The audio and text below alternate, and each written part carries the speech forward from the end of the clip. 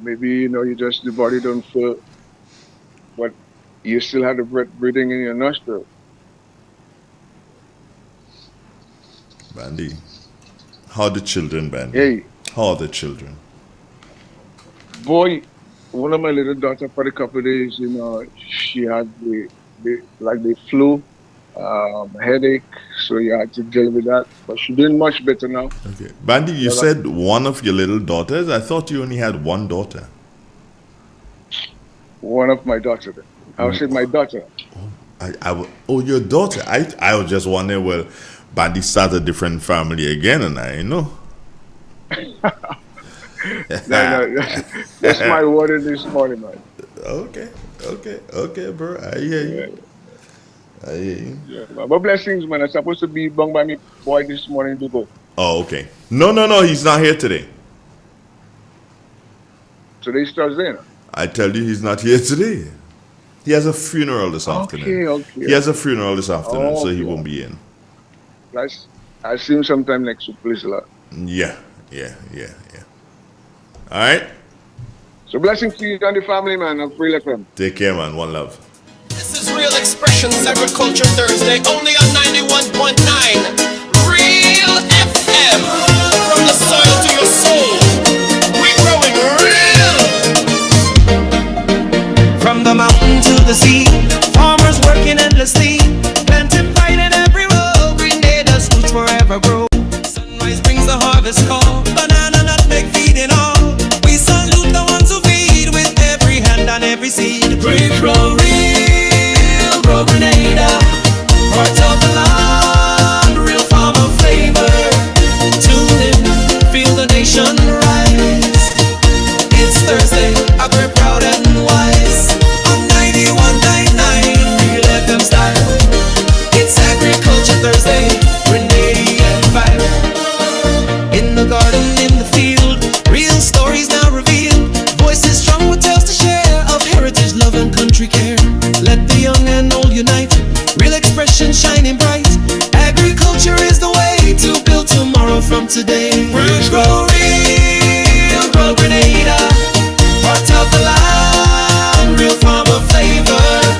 Tune in, feel the nation rise. It's Thursday, I be proud and wise. On 91.9 Real FM style. It's Agriculture Thursday, Grenadian vibe.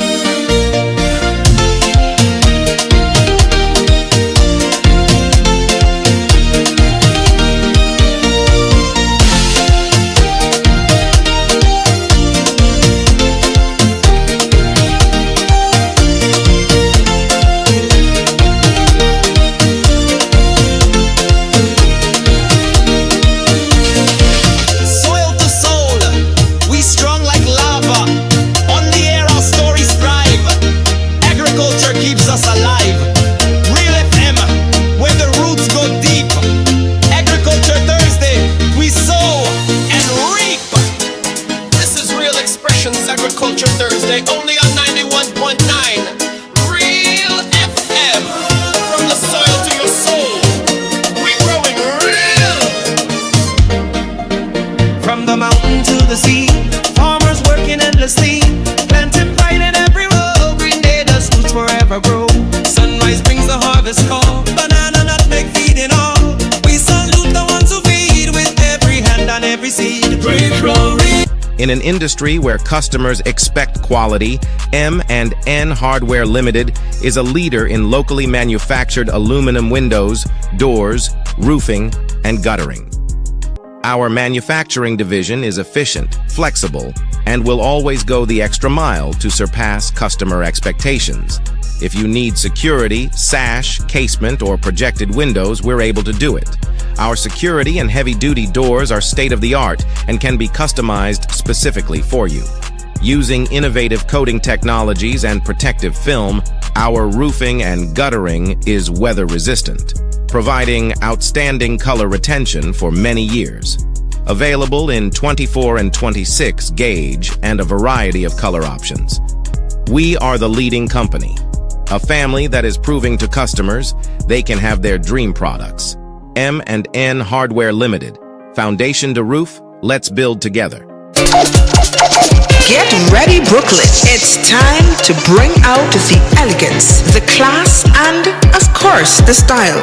Join us for an unforgettable tea party on Sunday, June 29th at 3 p.m. happening at 535 East 19th Street, right between Newkirk and Ditmas. It's more than just tea. It's laughter, fashion, and fabulous company. Dress to impress because there's a special prize for the best hat among the ladies and the sharpest shoe among the gents. And yes, one of those prizes includes a trip to Colonial. Tickets are only $40, and trust me, this is one summer event you won't want to miss. Yo, tell them.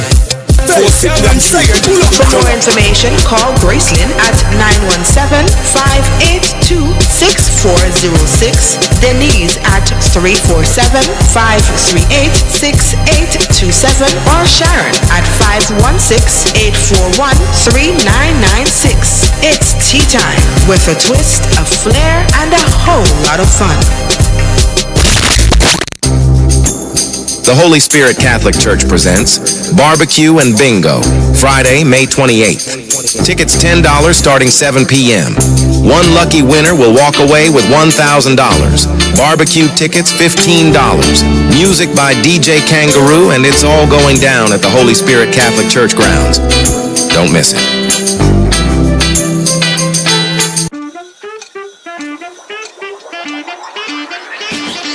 Are you ready to take a step toward a healthier future?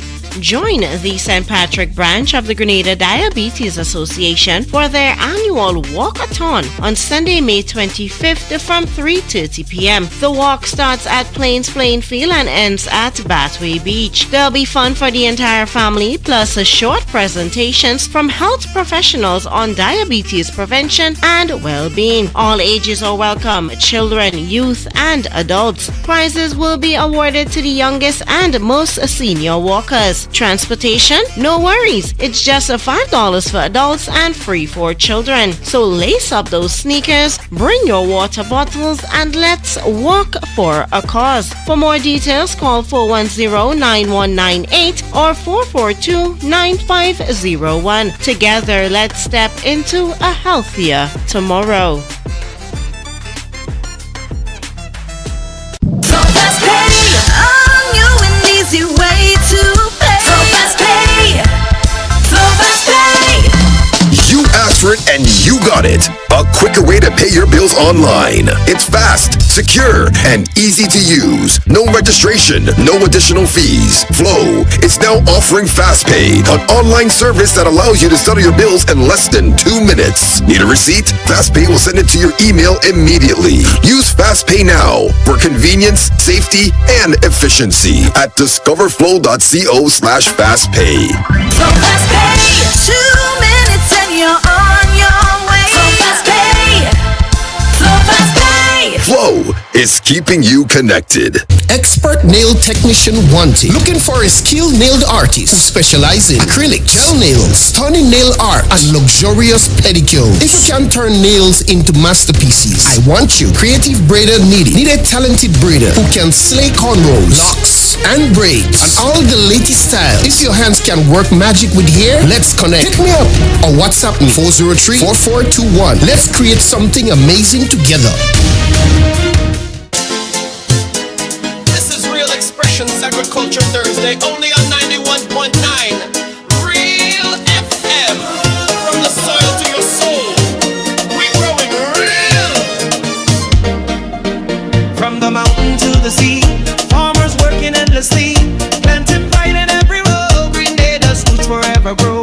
Sunrise brings the harvest call, banana, nutmeg, feeding all. We salute the ones who feed with every hand and every seed. We grow real, grow Grenada, hearts of the land, real farmer flavor.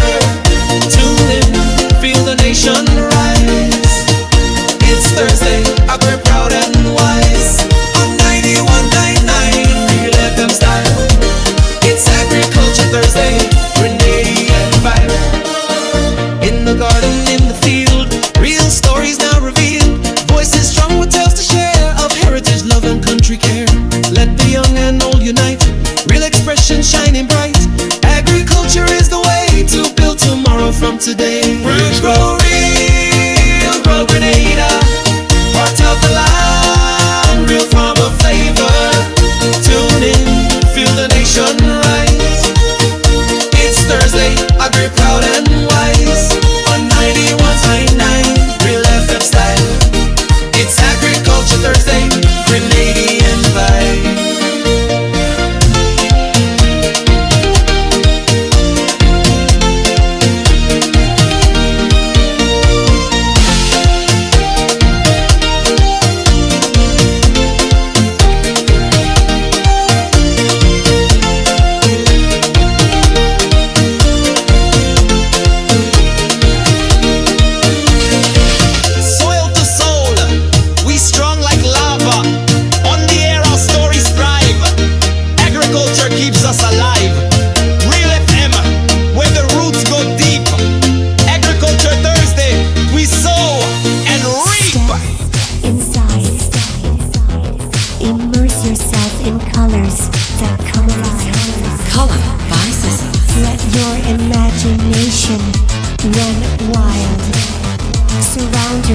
In a world of color.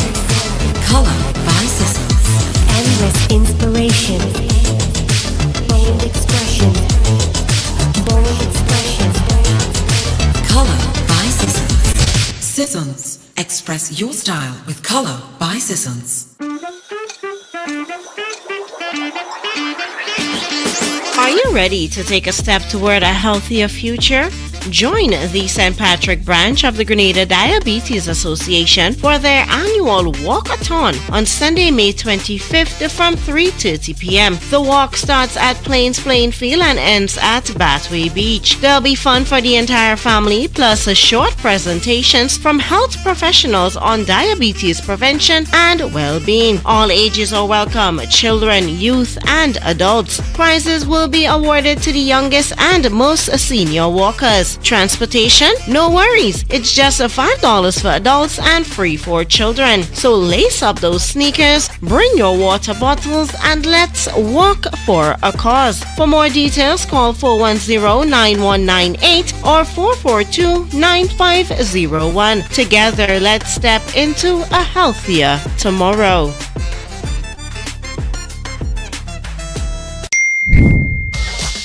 The new Grenville Credit Union debit card has made online shopping easier than ever.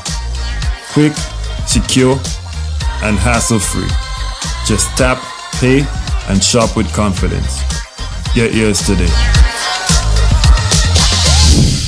Expert nail technician wanted. Looking for a skilled nail artist who specializes in acrylic, gel nails, stunning nail art, and luxurious pedicures. If you can turn nails into masterpieces, I want you. Creative braider needed. Need a talented braider who can slay cornrows, locks, and braids, and all the latest style. If your hands can work magic with hair, let's connect. Hit me up or WhatsApp me 403-4421. Let's create something amazing together. Project Music presents Rhythms of Spice. Sunday, June 1st, 3 p.m. Comahan Park. Featuring student performances Alpha One, Cool Jazz Band, Co-op Band Comancheros, Lion Pride Percussions. Project Music with Tira Etienne, Shireen Brizan, Jeremy Hector, Javon Andrew, and Sonika McKee. With special guest Bo Hickson from St. Lucia. Get your tickets $60 on sale at Grenadian Optical, Art and Soul, Gittins Pharmacy, Grenville, and Go to Fed. More at the door. Children 12 and under free. Rhythms of Spice, Sunday, June 1st, 3 p.m. Comahan Park. Sponsors Co-op Bank, Renrick & Thompson, Hubbard's, Baron Foods, Inter-Caribbean, True Blueberry Resort, Acado Grenada, Gabriel's Rentals, Andrews Construction, Supreme Sounds, DJ Danny, and Real FM. Absolutely no vending.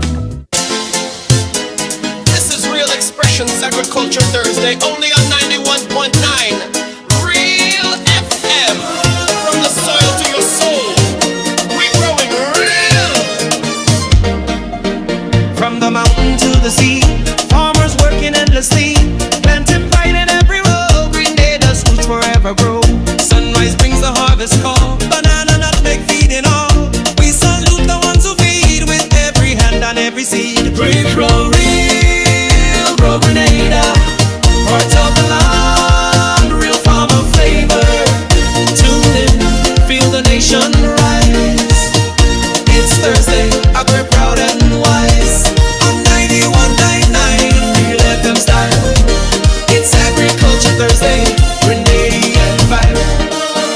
In the garden, in the field, real stories now revealed. Voices strong with tales to share of heritage, love and country care. Let the young and old unite, real expression shining bright. Agriculture is the way to build tomorrow from today. Grow real, grow Grenada, part of the land, real farmer flavor. Tune in, feel the nation rise. It's Thursday, agri proud and wise. On 91.9, real FM. Blessings, Grenada. Good morning, drumsticks. Hello, good morning. Good morning, my dear. How are you? I'm good, I'm good. Talk to. Good morning to you, good morning to the nation. That's fine. The Lord is my shepherd. I'm reading from the word of God. I can sing now. Take your time, my love. Take your time. Take your time, darling. Like we couldn't teach me down by what? Yeah, it looks so. Talk to Reading me. from the word of God, Psalm 23. Mm-hmm. The Lord is my shepherd, I shall not want. He maketh me to lie down in green pastures. He leadeth me beside the still waters. He restoreth my soul. He lead me in the pathway of righteousness for his name's sake. Yea, though I walk through the valley of the shadow of death, I shall fear no evil. For you are with me. Your rod and your staff, they comfort me. Thou preparest a table before me in the presence of my enemies. Thou anointest my head with oil, and my cup runneth over. Surely goodness and mercy shall follow me all the days of my life. I shall dwell in the house of the Lord forever. This is the end of the scripture reading this morning. Thank you, darling. How come you're so late? What happened to you today? I don't know, I just was doing something and then when I was time I say what? Yeah. Run, All right, darling. Take care of yourself. Have a nice day. You too, love. Bye-bye. Okay, bye-bye. Yep. We do that and then... Okay, yeah, we got the weather. The weather, that's coming right up. Still does. We're speaking to, I believe we'll be speaking to Brother Jerry Tamer this morning. Stay with us. Xpressions Agriculture Thursday, only on 91.9 Real FM. From the soil to your soul, we're growing real. From the mountain to the sea, farmers working endlessly, planting pride in every row. Grenada's roots forever grow. Sunrise brings the harvest call. Banana nut make feeding all. We salute the ones who feed with every hand and every seed. Grow real, grow Grenada, part of the land, real farmer flavor. Tune in, feel the nation. Yep. As we mosey along in the morning time, we've got a link up for the weather. Stay with us. 91.9 Real FM style. It's Agriculture Thursday, Grenadian vibe. In the garden, in the field, real stories now revealed. Voices strong with tales to share of heritage, love and country care. Let the young and old unite, real expression shining bright. Agriculture is the way to build tomorrow from today. Grow real, grow Grenada, part of the land, real farmer flavor. Tune in, feel the nation rise. It's Thursday, agri proud and wise. On 91.9 Real FM style. It's Agriculture Thursday, Grenadian vibe.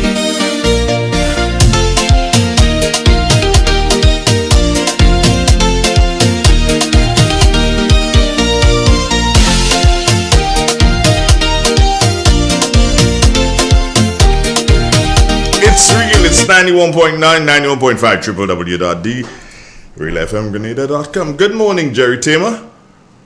Hi, good morning to you, and how are you doing? I'm not doing as well as you sound. So sorry to hear. You're sorry to hear that? Okay, you're a good guy. You're a good guy still. You're sorry to hear that. All right, Jerry, what's the weather going to be like today, my brother? Okay, well, well, good morning to you again. Also, good morning to all your listeners. Well, of course, apart our Trident State, partly cloudy conditions now exist. Winds are easterly at 12 miles an hour. Barometric pressure is now 1014.4 millibars. Now, that is above normal and it's rising. Current temperature 28 degrees Celsius. Relative humidity now stands at 80%. During the last 24 hours, we recorded a maximum temperature of 31.8 Celsius and a minimum last night of 27.1 Celsius. Coincidentally, during that same period, we had only a trace of rainfall, which means the total for the month remains at 43.9 millimeters. Let's turn our attention now to the public forecast, and this is valid for today and tonight for Grenada, Carriacou, and the Petit Martinique. Conditions are expected to be partly cloudy with a few brief showers. Winds east-northeasterly to east-southeasterly at 12 to 22 miles an hour. Seas moderate, waves 4 to 6 feet in open waters. Tides are currently rising, so we'll have high tide at 9:37 this morning. Low tide will be this afternoon at 3 minutes after 4. Maximum temperature today is expected to get up to around 31 degrees Celsius. We have sunset today at 6:26. Sunrise tomorrow would be 5:41. So just to repeat the public forecast, remember it's valid for today and tonight for Grenada, Carriacou, and the Petit Martinique. Conditions are expected to be partly cloudy with a few brief showers. So Andre, that's all for me. Back to you. Yeah. Jerry, is the Met Office and together with the NADMA having something special today? No. Well, what's happening today actually is what we call CARICOF, the Caribbean Climate Outlook Forum, okay, where all the climate service specialists from the region are here looking at the seasonal forecast, the sub-seasonal forecast, and so. Next week, however, you're going to be hearing a lot of NADMA and Met Office as we prepare for the 2025 hurricane season. Yeah. Okay, because I think I received an email from, I think it was GIS yesterday, and I didn't read the email as yet. But I'm almost certain it said something about the Met Office. I'm not sure. Yes. So that would be for the event on Tuesday. Oh, next Tuesday. We continue with an initiative that was started by our former manager, St. Patrick's Born, which is Hubert White, where we sought to engage the media houses and the media practitioners when it comes to weather-related events, especially for broadcast during the hurricane season.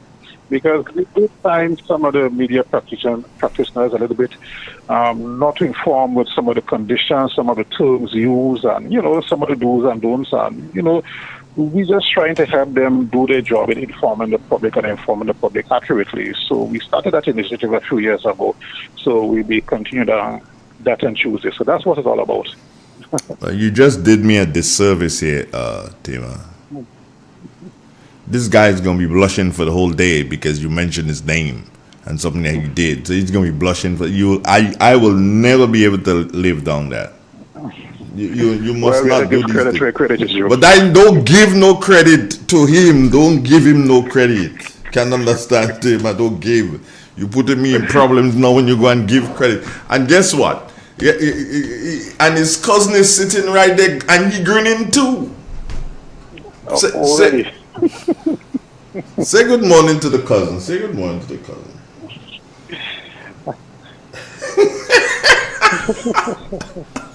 You trying to figure out which one? Morning, Jerry. Morning. My father was such a. Oh.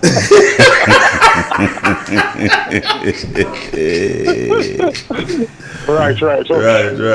So you see, I can't live it down. No, you mentioned no the cousin walking. Oh gosh, man. Take your time now, Jerry, man. Oh gosh. All right, so you're good? We're good. All right. Take care, sir, my brother. Have a wonderful one. Good. It's real. It's 91.9, 91.5, www. And you're probably wondering, well, what the hell just happened there in Real FM? Whose voice am I hearing? Okay. The best thing to do, if you can talk to them, show them. Good morning, listeners throughout the Caribbean, listeners throughout the world. Now he's amazed that he's seen himself on the big screen. Good morning to you, Robert White. How are you doing? I am doing good. How are you looking up there? Better than I thought.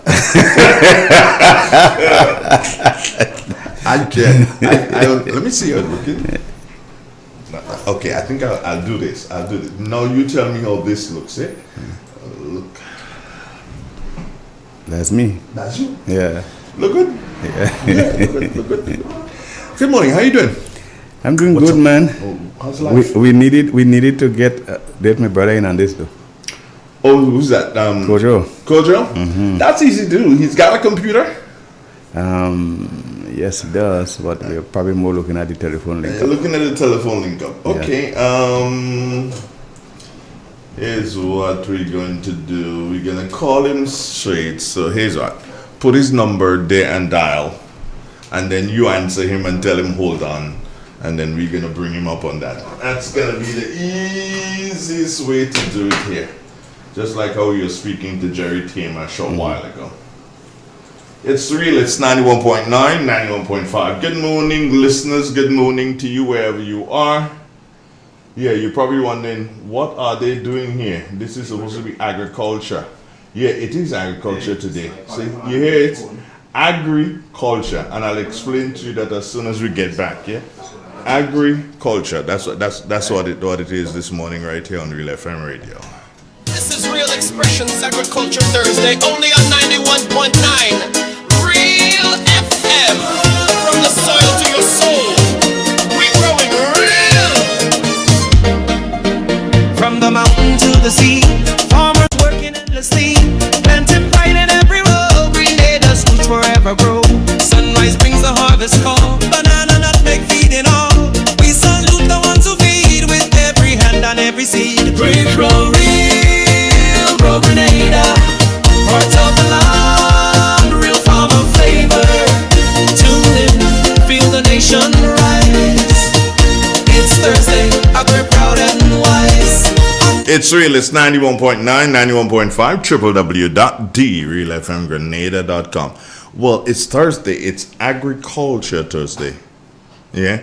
So you could blend them. I'll explain to you why we are allowed to blend them.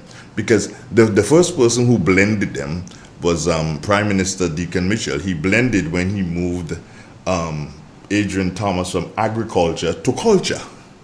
And so he stuck with it, right? Agriculture, he took out the agri, and he had culture. So this morning, we blend in, we have them together. We have Robert White, yeah, and we have Kojo.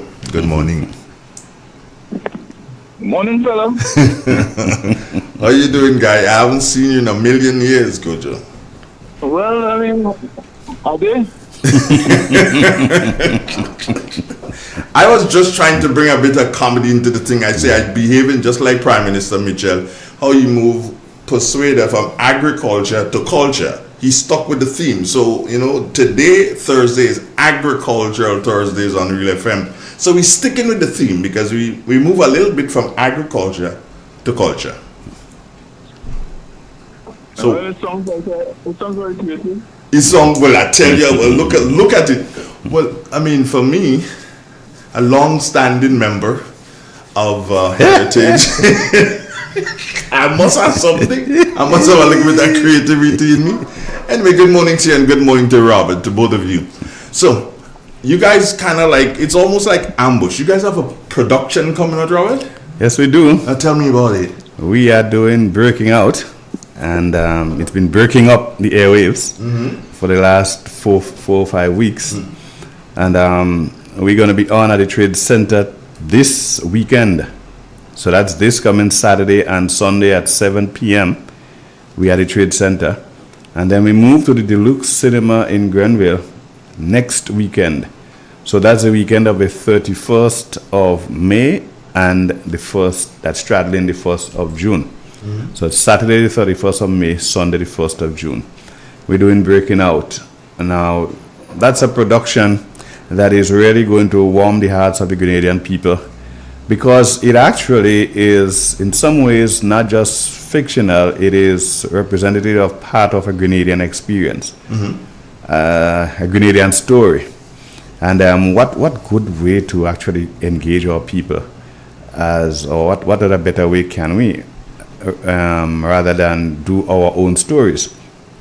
So this attempt is obviously written by our own director, Chris DeRiggs, who has been our primary writer for the last 35 years of Heritage's existence, right? And true to form, he has excelled well again in this particular production.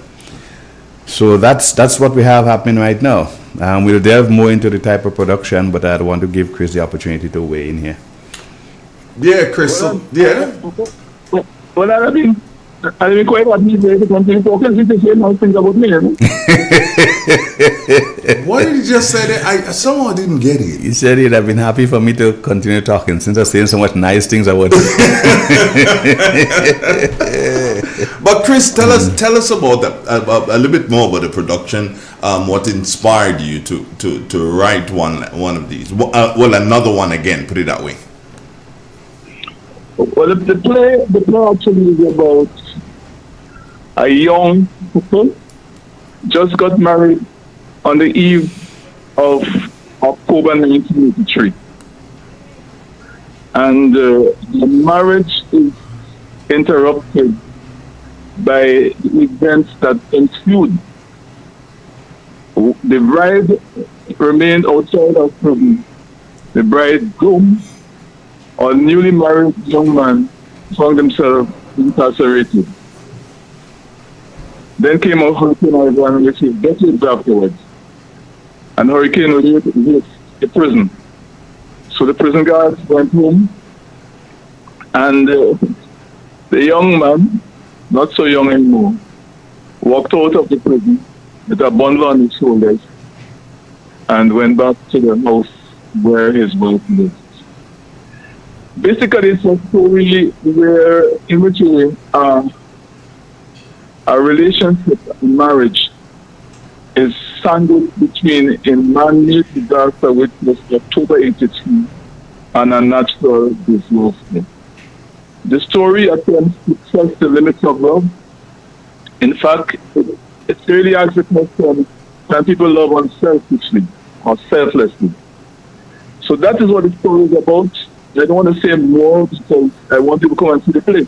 Well, of course. I've already seen I see too much. So anyhow, that is the story. It struck me as a real experience of people in Grenada. And since we're a small community, an event like that, a whole series of events like that impacts a lot of people because we all come to combined family, and everything that happens to one family or a group of families impacts our entire society. So Chris, tell us, who are some of the main characters in this, and what would one expect that character to be bringing to the table? Well, Robert White, who is in your company this morning, I know I don't want to looking for you, but anyway, right? He is the main character. But acting opposite him, or co-starring, is Lisa Brappy, who is a well-known theater personality in Grenada, has played many major roles for years with Heritage Theatre. And then we have introduced for the first time in a play in Heritage Theatre Company's production, Karim Alexis, who is a known entertainer in Grenada. He is part of a love triangle. And he causes Robert a lot of grief. These are the three main figures in the story, but we also have veteran actors like Halima Bilwali and Wayne Bob, and we have young talent like Rose Bagwin, who is professionally a teacher, but has been playing a lot of roles as a younger presence on screen. We have brought in Alan Dubinsky again. He distinguished himself as a governor in the field, Julian Fedder, as a colonial governor, and making his debut on stage in my own son, René de Riggs. He was acting opposite roles. And I just want to say also, we have a young man called Egon Snapton, again, and influence the theater. I mean, one more, Jude Modest, a very strong actor. So we have a very powerful cast of actors. And Robert, as one of as a star of the show, to say, or one of the main characters in the show, how? Well, it's not a new feeling, but what are you looking to give with this one? And I like the fact that they say it's not a new feeling, because after having done theater on a consistent basis for 35 years, excuse me. One can run the risk of thinking, well, I could just do this. Yeah. Right? And maybe in some ways you can. But I tell you this, every new production carries own challenges.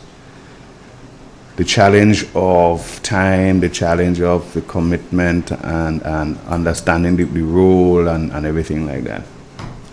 What I'm particularly looking to do in this particular production is to take the audience deep into that situation. So get them to understand the challenge faced by this particular gentleman.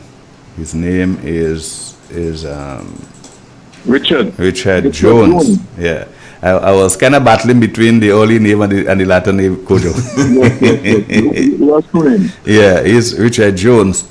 And help to get persons to connect with this. Because remember I said, and Chris confirmed, it's a Grenadian experience. Mm-hmm. So to get them immersed back into this experience. Because I tell you something, we learned after Hurricane Ivan that some experiences that are traumatic, the more you actually play it out, the better it's part of the road to recovery. And there are some persons who went through that experience, a similar experience, that the play speaks about or zones in on. They need to hear their story and they need to see their story to help with that kind of healing and to help with that involvement. That's what I really want to help people to connect and let it be like therapy. That's what I'm trying to do. Chris, after 35 years, how do you keep that excitement in terms of doing a production? Well, theater is part of a lifeline for me. It's what keeps me going. Some men, when they look up in the morning, they take a shot of whiskey. When I wake up in the morning, I look for inspiring ideas that sort of make life more interesting and meaningful. So it's about living every day and being inspired by life. And I express that understanding and appreciation through writing. I think, the creator has put me to write. I mean, I do other things, but I think it is for me a mission to write. So as long as God gives me the breath of life, I will write. You will write. I normally have several pots on the fire when it comes to theater. Right now I'm doing 3 different scripts. So that's what keeps me going. And I feel lucky to be able to have kept at it for so long. There's other things about this particular play. Love might seem to be an overworked theme, but where would they be without love? Mm-hmm. It's what the writers write about. It's what the singers sing about. It's what the preachers preach about. Love. Every story that we experience has a love story component about it. And it's a universal theme that we never get tired of. No, I'll be very disappointed in you if I was a politician, because I'll be saying is what the politicians speak about, and you didn't say that. So that means you leave the people out. You left out all the politicians, the 60, 70 odd them in Grenada. I'm very disappointed in you, Chris. Well, the politicians will have a more varied agenda, but I have to believe that love is one of the underlying themes. Mm. And obviously, the politicians are preoccupied with power and so on. But without love, power is meaningless. Yeah. Now, as you look to fill the halls of the Trade Center this weekend, who is going to tell us about the prices in the prices as it relates to entrance, and also looking at if there are special prices for children, so it's going to be a one price for everybody? Who's going to tell us that? Is that you, Robbie?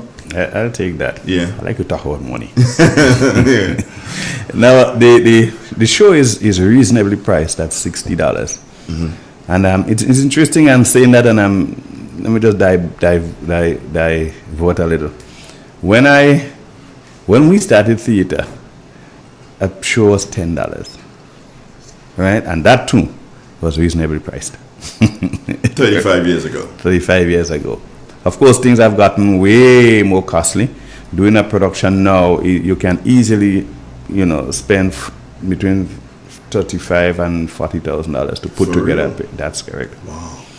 So it's reasonably priced at $60. But adult children will pay half price. Now, who do we consider a child? A child is anybody under 12, and over 5 and under 12. So children under 5 there's no cover charge. They enter free. But if you're between 5 and 12, we believe that you could appreciate the production, and so we'd allow you to come in at half price, which is $30. Creatively, if you have 2 children, you could buy one adult ticket, and the 2 children could get in on that one adult ticket. Right? Well, it's $60. So that's the point. Yeah. So you can, because we don't actually print children's ticket. You pay at the door for children, or if you have 2 children, you would just buy one adult ticket. Now, the show starts at 7 o'clock, and the 2 things in Grenada start on time. The first is Heritage Theatre, the second is Heritage Theatre. I would have told you. Huh? Funeral. Not all the time. Not all the time. The only other thing that used to start on time, and I have to give him the credit to, good morning to See True, to Adrian Francis. That semi-finals, 5 o'clock, bang! He's on there and say, ladies and gentlemen, stand for the national anthem. Yes. Yeah, that was then. You know what going on here? Yeah. The man who is supposed to be most concerned about listening and a funeral is a dead man. But you already know what's going on. But we do have slaughter for children. The school children on Monday the 26th at 1 o'clock. And the Minister of Education is working with us to ensure that the school children show up, because some of them need to do a study of a play as part of the PA project and things like that.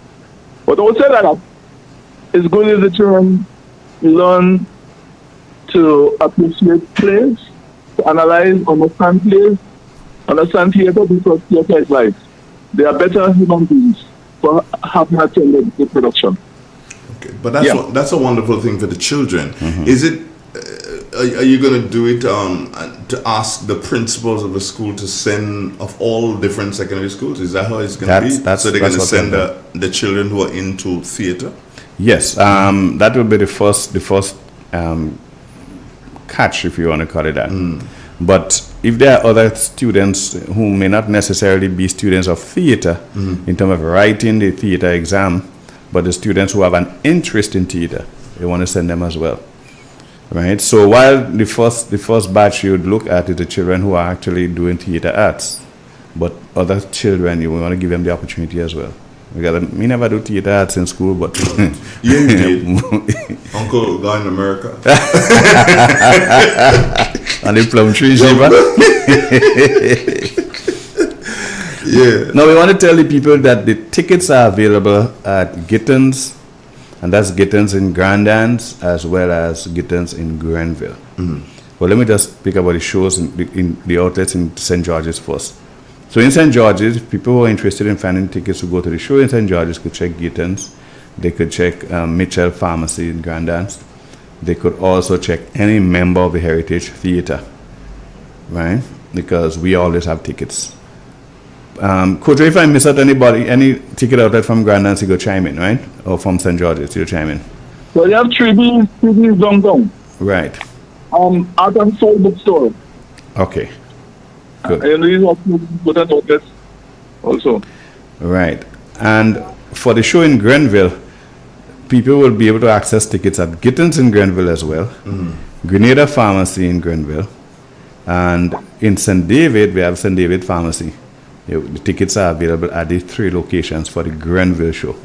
Well, not just the Grenville show, but for the show. For the show. So if somebody because there might be somebody living in St. David who would prefer to go to St. George as opposed to coming to Grenville, right? So they'll be able to get the tickets there.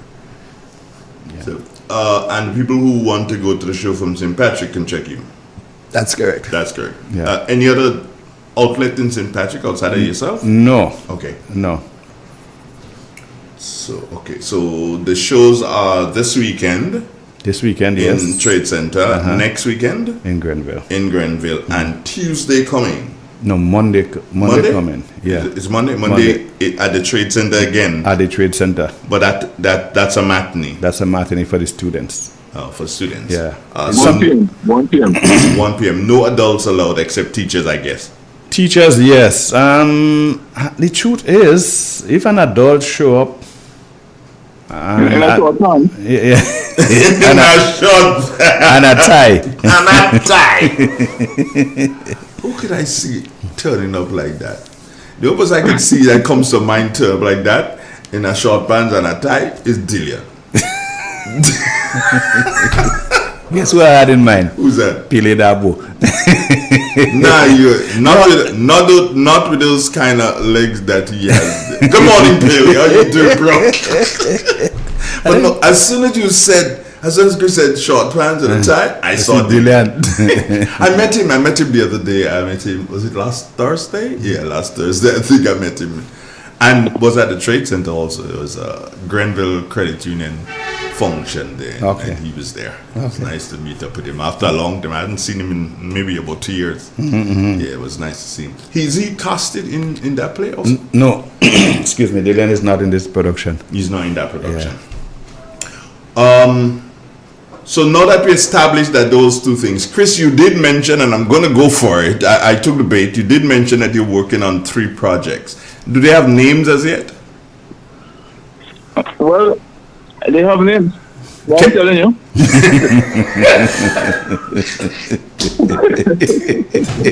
Okay. I am convinced now he has never changed. Yeah. Marketing is about the timing when you release information. So if I put it out I understand, I agree, but how far are you, Chris, in terms of completing at least one of them? Well, I'm in the middle. In the middle of 3 projects. Okay. And I think if God give me the strength and the motivation, I think in the next 2 months I'll be ready. You'll be ready.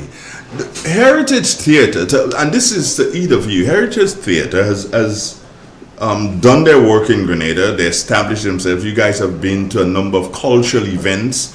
I remember you guys going to places like Aruba, Canada, and other places. We're into Holland. We're into Holland and stuff. Yeah, we've been all over the place. Have you stopped? Is what's going on? Well, the truth is, our last overseas tour was 2012, and in some ways, when you're doing your overseas tour, you need to get persons on the ground to actually provide some of the assistance with logistics and so. And that one of the main sources that we had for many a year that kept us, that worked well, kind of dropped out of the scene. So it was difficult to find a replacement, and that has kind of affected our ability to travel.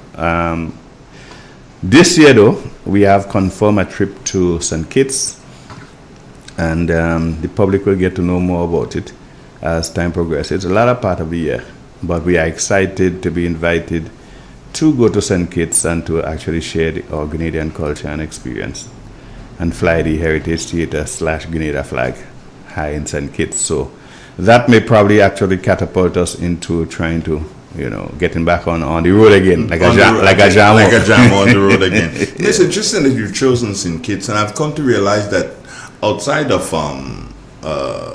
Timothy and Twine, there seem to be quite a number of Grenadians based in St. Kitts. There is a Grenadian community everywhere. Coach, that almost reminds me of Dwayne was waiting for every day.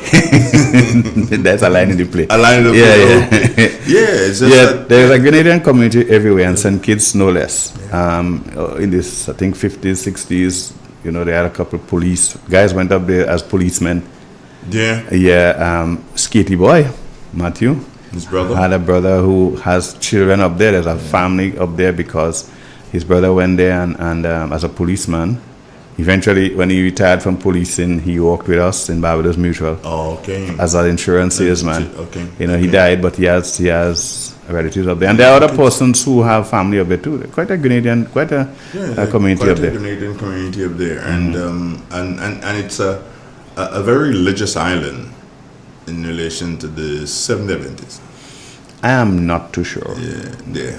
I'm not too sure in relation to Seventh Adventists. But Kojo, I want to thank you for being part of my program this morning. You definitely lifted the head of the program. I haven't heard you for a long time. I don't know if I'll be able to make it to the play on the weekend. No. Kojo, in that comment. Andre is trying to set a record.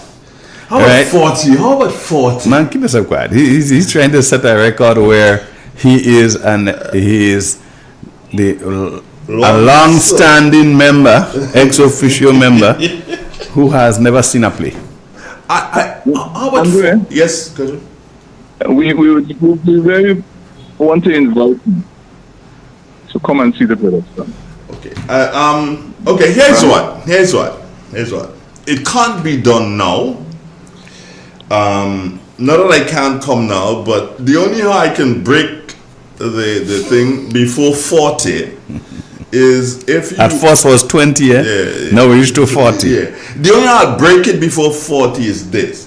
If you're writing 3 pieces now, if you cast me into a piece, not knowing my ability, not knowing my talent, even if it's to go on the stage and say, Stoops, if you cast me into a piece, I first person reach the show. Well, I think about it. All right.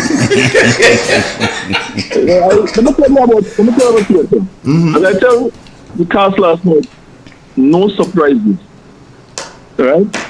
So when you go on stage, you have to have rehearsed, and the director of the production knows exactly what you're going to do. So I might talk in my role and we talk in the change of mind and decide to do something else. It could just be to walk across the stage, I'm issuing a public invitation to you. So you cannot say we're not invited. And I want to use the opportunity also to say thank you to 2 of our headline sponsors. Classic Lighting, Mr. Ricky Bubu, who is a tenor godfather to our efforts. And we cannot praise this gentleman enough. And I was telling some folks recently, he's the biggest sponsor of sports in Grenada at this point in time. You saw him at Theatrical, all the teams he sponsored. And then he's recently sponsored his own athletics sport meet last weekend. So he's given back a lot to the community. And the Spirit Center, which he manages, is the home of so many different cultural and sporting activities. There are a lot of social activities taking place there. Right? People are just being provided with a space to do things for fun. So, you gentlemen, if you want to come as a sponsor, we want to also thank the Cooperative Bank, which has proven to be a faithful pillar of support to the creative arts in Grenada. So these 2 headline sponsors and the others who have supported us and are supporting us at this point in time. thank you to them. Yeah, well, hats off to Bido. Bido has been doing a lot of work, and his product, Classic Lighting, is definitely classic in its own in its own way. Well, not its own way. It's a really classic event inside of Grenada. Classic Lighting, almost everywhere you turn, especially with schools and government buildings. Almost everywhere you turn, you see Classic Lighting, and there's a reason for it. And it's a good product, and I guess, as you said, Chris, Bido is, yes, he is making money for it. Nobody's into anything not to make money, but he's also contributing back to the community. He's giving back to the community, and that is wonderful. So hats off to him. If he sends a limo for me, you know, that's another thing to get me to come to the.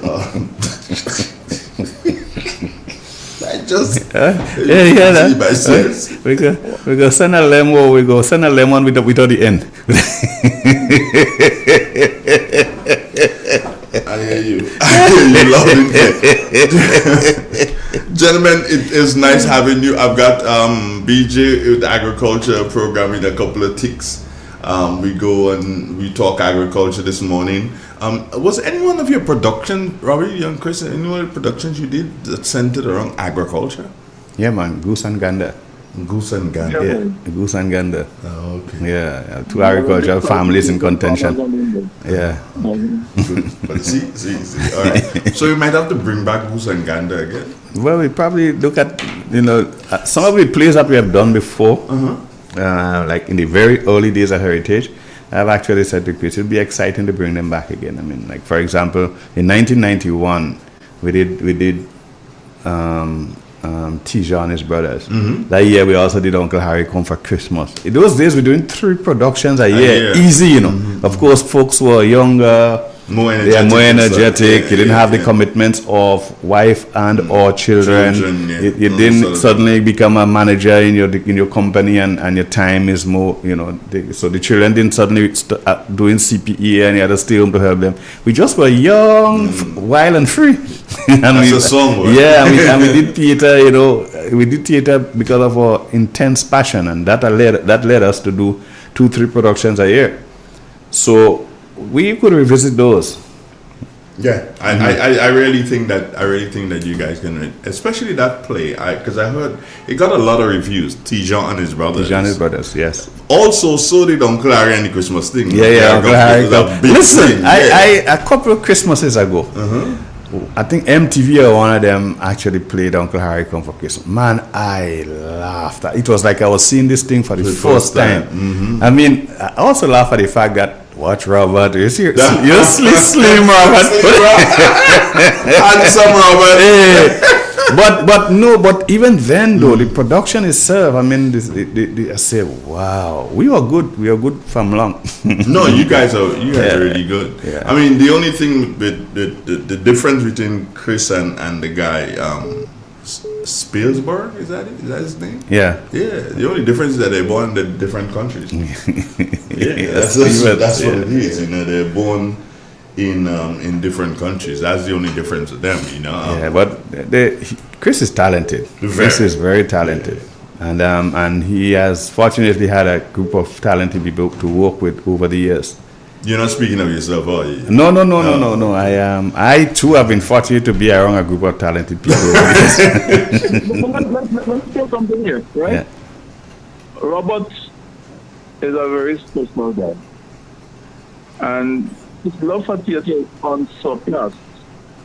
To be living in St. Patrick's, and for decades religiously coming down and making sure it's down in St. George's on a Wednesday evening every week to be doing theatre and driving up afterwards. Like, honestly, I couldn't do it. And sometimes when he leaves after a long hard rehearsal in the property night on driving up, I pray for his safe return to the place. Right? So hats off to this brother. And he's not the only one from St. Patrick's who have persevered with the theatre and made meaningful contributions. Beckles Cato. Yeah. Right, from the female side. Right. The other, what's Emma's name? Baptiste, Emerson Emerson Baptiste. is a Baptiste, yeah. As a police And then, of officer? course, David Omowale Franklin. Yes, yes. Of blessed memory. Again, it's our mountain, right? And so on. So St. Patrick's was playing his role in the life and development of theatre. And of course, Andre is one of the social member. He doesn't show up to practice. You should see blush in the studio here, Rico. see, there. See, well, there, that's me. So anyway, gentlemen, I got other commitments here this morning. Robert and Christopher Derriggs, I thank you guys so very much for stopping by. And I'm glad to know that you have another production on the run, and looking forward to my role in one or all of the three productions to come. Looking forward to my role in that. And this is where I say goodbye. God bless you, take care, and may the halls be as filled as they always are when heritage comes to town. Take care. Thank you. All right, good. This is real. Listen, DJ, come on,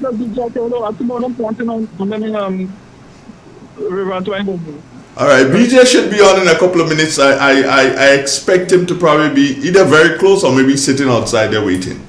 All right. All right, take care, yourself, Kojo. Yeah, man. All right, good.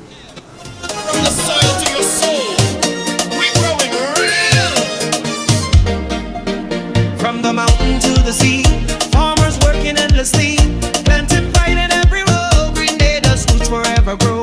Sunrise brings the harvest call. Banana, nutmeg, feeding all. We salute the ones who feed with every hand and every seed. We grow real, grow Grenada.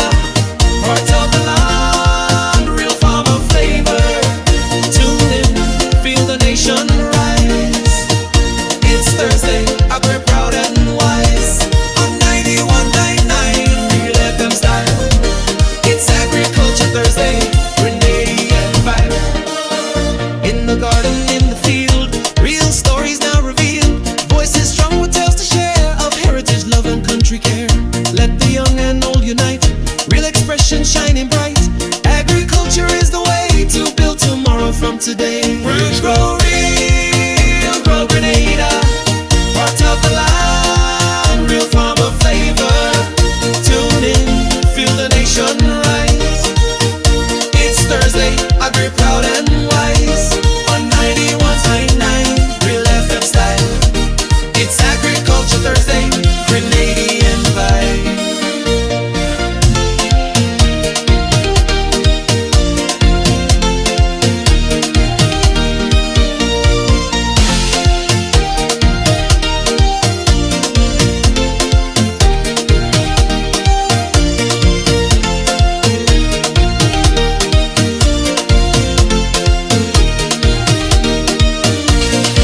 Soil to soul, we strong like lava. On the air, our stories thrive. Agriculture keeps us alive. Real FM, where the roots go deep. Agriculture Thursday, we sow. Step inside. Immerse yourself in colors that come alive. Color by Sissons. Let your imagination run wild. Surround yourself in a world of color. Color by Sissons. Endless inspiration. Bold expression. Bold expression. Color by Sissons. Sissons. Express your style with Color by Sissons. Are you ready to take a step toward a healthier future?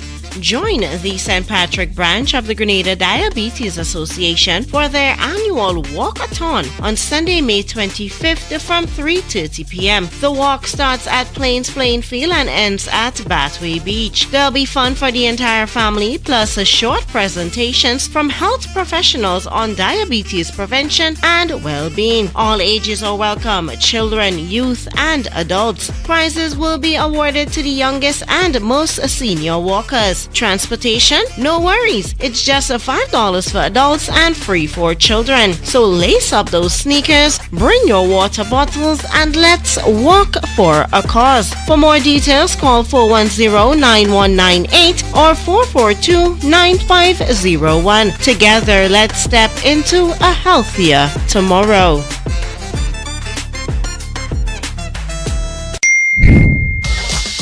The new Granville Credit Union debit card has made online shopping easier than ever.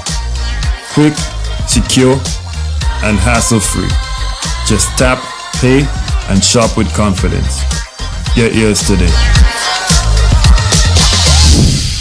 Expert nail technician wanted. Looking for a skilled nail artist who specializes in acrylic, gel nails, stunning nail art, and luxurious pedicures. If you can turn nails into masterpieces, I want you. Creative braider needed. Need a talented braider who can slay cornrows, locks, and braids, and all the latest style. If your hands can work magic with hair, let's connect. Hit me up or WhatsApp me 403-4421. Let's create something amazing together. Project Music presents Rhythms of Spice. Sunday, June 1st, 3 p.m. Comahan Park. Featuring student performances Alpha One, Cool Jazz Band, Co-op Band Comancheros, Lion Pride Percussions. Project Music with Tira Etienne, Shireen Brizan, Jeremy Hector, Javon Andrew, and Sonika McKee. With special guest Bo Hickson from St. Lucia. Get your tickets $60 on sale at Grenadian Optical, Art and Soul, Kittens Pharmacy, Grenville, and Koto Fed. More at the door. Children 12 and under free. Rhythms of Spice, Sunday, June 1st, 3 p.m. Comahan Park. Sponsors Co-op Bank, Renrican Thompson, Hubbard's, Baron Foods, Inter-Caribbean, True Blueberry Resort, Acado Grenada, Gabriel's Rentals, Andrews Construction, Supreme Sounds, DJ Danny, and Real FM. Absolutely no vending. In an industry where customers expect quality, M&N Hardware Limited is a leader in locally manufactured aluminum windows, doors, roofing, and guttering. Our manufacturing division is efficient, flexible, and will always go the extra mile to surpass customer expectations. If you need security, sash, casement, or projected windows, we're able to do it. Our security and heavy-duty doors are state-of-the-art and can be customized specifically for you. Using innovative coating technologies and protective film, our roofing and guttering is weather-resistant, providing outstanding color retention for many years. Available in 24 and 26 gauge and a variety of color options. We are the leading company, a family that is proving to customers they can have their dream products. M&N Hardware Limited. Foundation to roof, let's build together. In Grenada, we supply fertilizers, herbicides, seedlings and nursery supplies, diesel water pumps, walk-behind tillers, organic and environmentally friendly agricultural inputs. We're serving you from 2 locations at Birch Grove and booth 34 at the Vendors Market in Grenville. Cost-effective agricultural solutions for all your needs. Visit Gittins Home and Garden Center for the best in everything agriculture. Call us on 409-2175 or 438-4337. Gittins Home and Garden Center, from your farm to your backyard. It is said, the proof of the pudding is in the eating. Therefore, the authenticity of the beverage can only be acquired in the taste. A taste which is original to Antoine de Beauregard Industries and comes from a combination of spices and local rum, which can hold its own all over the world. Woodman, a strength which speaks for itself. A taste which stands out from the rest, bottled with care, which speaks to perfection. Try Woodman today and be stunned by a flavor as never before. Let your palate savor that which is produced locally. Do not be deterred by substandard products. Our taste speaks volumes and sets us apart from the competition. You will be satisfied with every sip of our product. Say rum, say Woodman, feel satisfaction. Now that's quality. Step inside. Immerse yourself in colors that come alive. Color by Sysons. Let your imagination run wild. Find yourself in a world of color. Color by Sissons. Endless inspiration. Bold expression. Bold expression. Color by Sissons. Sissons. Express your style with Color by Sissons.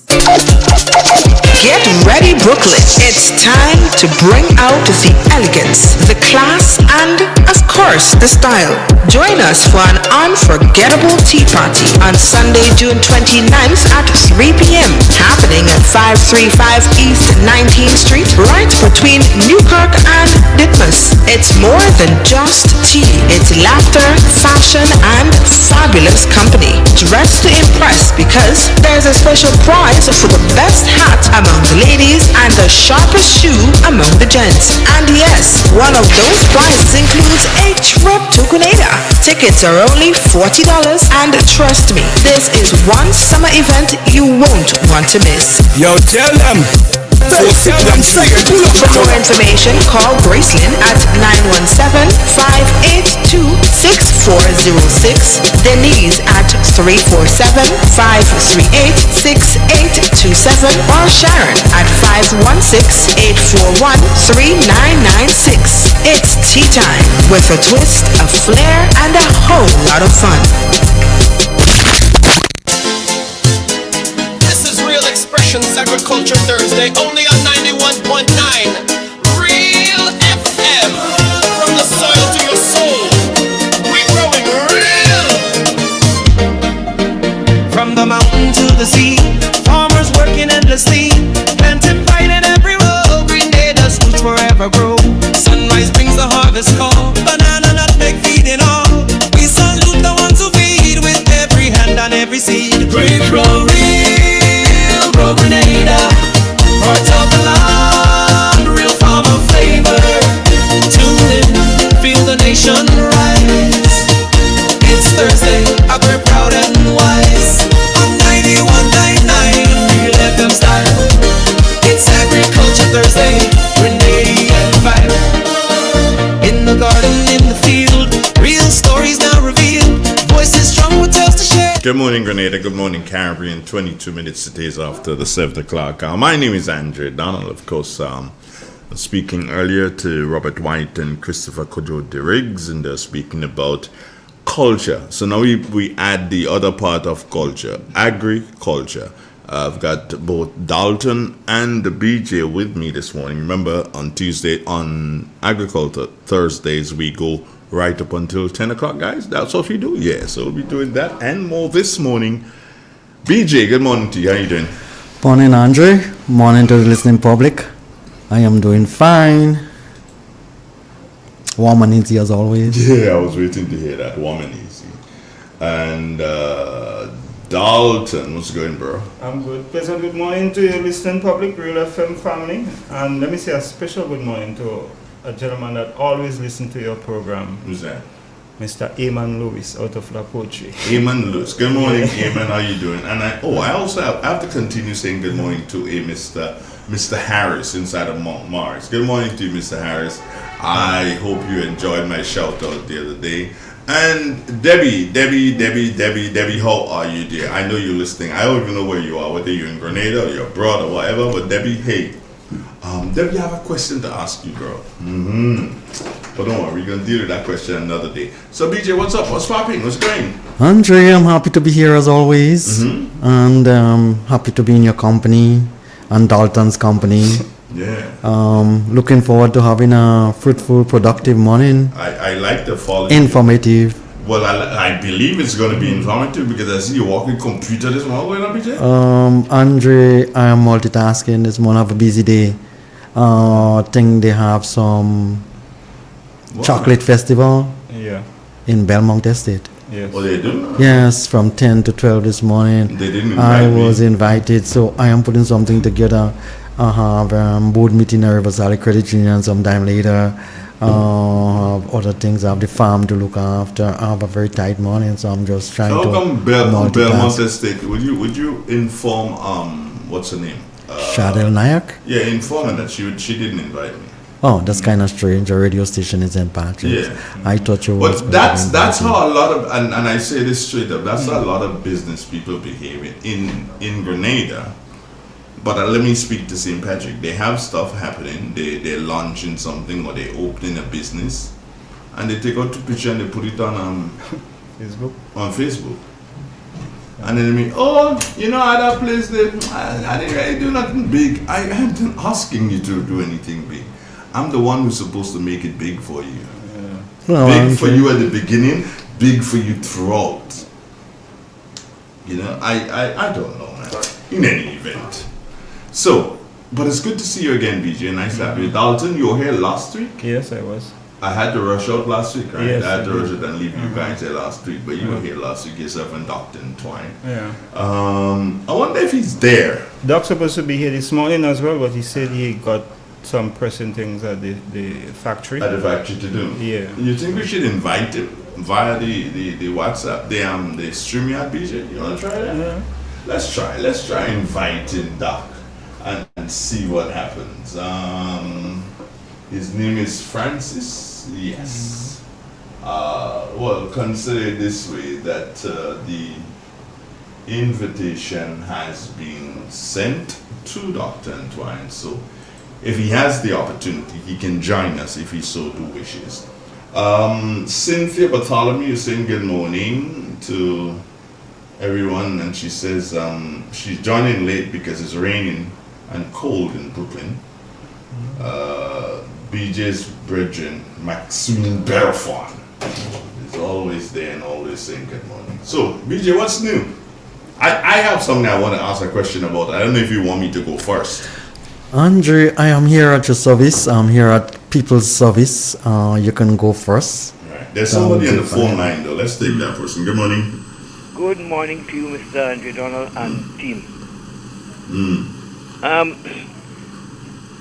I have something that I want to put across to the three persons. Well, Mr. Antoine is not there, but I heard you say that you're trying to get him through. Also for Mr. Antoine, the gentleman, I forget his name, and BJ. I think it's time to see a total reorganization of the agriculture in our country. And I'm saying that within the background, Monday night, and I'm asking you for a little extension, please, Mr. Andre. But Monday night, I saw and beyond the headline, the program they was talking about land tenure and land use and whatnot, and the problem that they have with land use and whatnot. And I thought they would have opened the lines. Unfortunately, the lines didn't open. But I think that's a very, very, very serious situation that Grenada is in now. Land use and land tenure. And we spoke a little bit on that last week. But I'm thinking now that it's time to strike a note. And I'm putting Mr. BJ, I'm recommending Mr. BJ in charge of that, together with Mr. Antoine and the other gentleman, I think I got his name. Really and truly, we need to secure our lands in Grenada. And all governments from Gary government right back to present have been making attempts, and we seems to be not getting anywhere. We don't know what land is agricultural land. We don't know what land is for housing. We don't know what land is for control, different control that government have. Then we hear in water, government have control and all water and whatnot. Time for a proper structure to be put in place for these things. It is extra time. Know what lands, what area lands that you're going to be doing farming in, what area, how much more land you have for farming, how much more land you have for housing, and so on. What amount of acres that we want to see under cocoa? What amount of acres we want to see under bananas? Are we getting back into bananas? A serious strategy to be done. I am hoping, I'm putting that to Mr. BG, who I think have a lot of knowledge on that, and then inform the government that we have this structure. You zone the farmers in the different areas, and you group the farmers.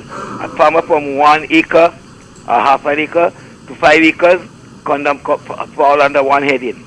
A farmer over 5 acres to 100 acres fall under one heading. A farmer with over 100 acres fall under one heading. And these people must tell the government what they intend to do with their land, the agricultural land, chiefly. A proper restructuring of agriculture, because there's a lot of talk, and no action. And piece of action, like a piece of action, government, this minute you hear 2% get up land from government, you hear this person was renting government land for the longest time, and give it up, all kind of nonsense. We even hearing now that people who did not, houses did not fall, government is building back for them, and people houses that other people houses still on the ground. And if people have their own lands and the house fall, why they cannot be built back? These people should not be built back immediately. So I am hoping, Mr. BJ, that you take advantage of that and let us set up a scheme that everybody, all farmers, have to register into it. And we start a land use back. Because what we're going to happen, we're going to get up one morning and an estate that is not working, going to be just seized by government to put on what to do what. They seem to have no structure. 1 minute you have this estate is for that. The next time you have it for that. We must be able to say what more land we want under cocoa. We must be able to say what more land we want under bananas. What more land we want under nutmegs. And what other crops we want. And I know the gentleman that is sitting, I can't remember his name, have some idea because I heard him spoke of experience that he have. Even in other countries. It is time. So I'm hoping that that you give it a little consideration and that we come up with something strategic. Before you run off, let me just say something to you in reference to what you just said. Remember, you started by saying that they did not give the listeners the opportunity to call in on the program. Did you say that? Yes, they did. Yes. Okay, you said that. Good. Yes. No. The numbers was up, and when you call, nothing. But the numbers was up. And where was that program again? GBN, Beyond the Headlines, with Mr. What's the gentleman who's sitting name? I forgot his name.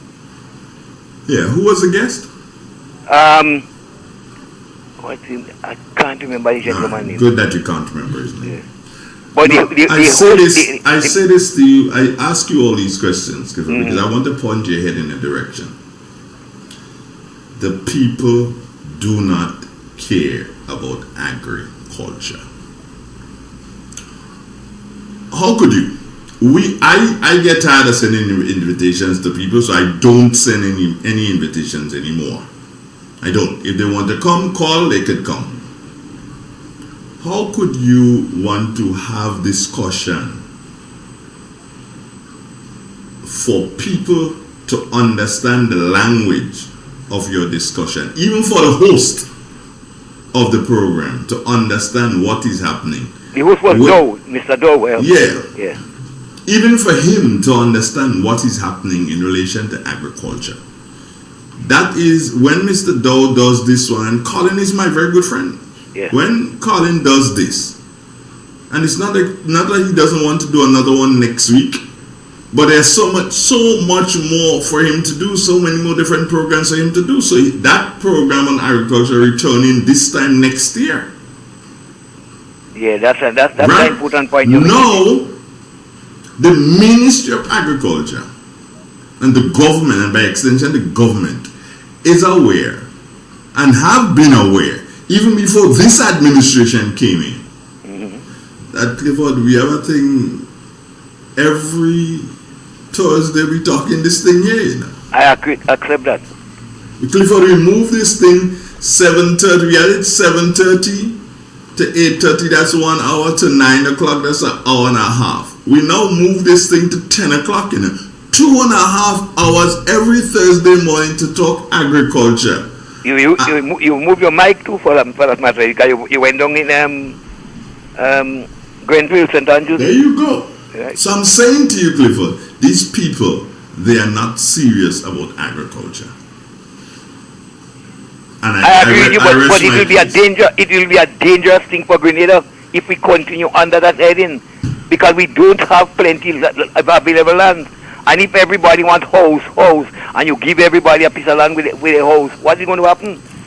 When you destroy all the lands, I remember hearing Mr. Gary said in Maribo, where they call high level down there now, I heard him say, this is not no dead land. Those of you all don't have money, step aside.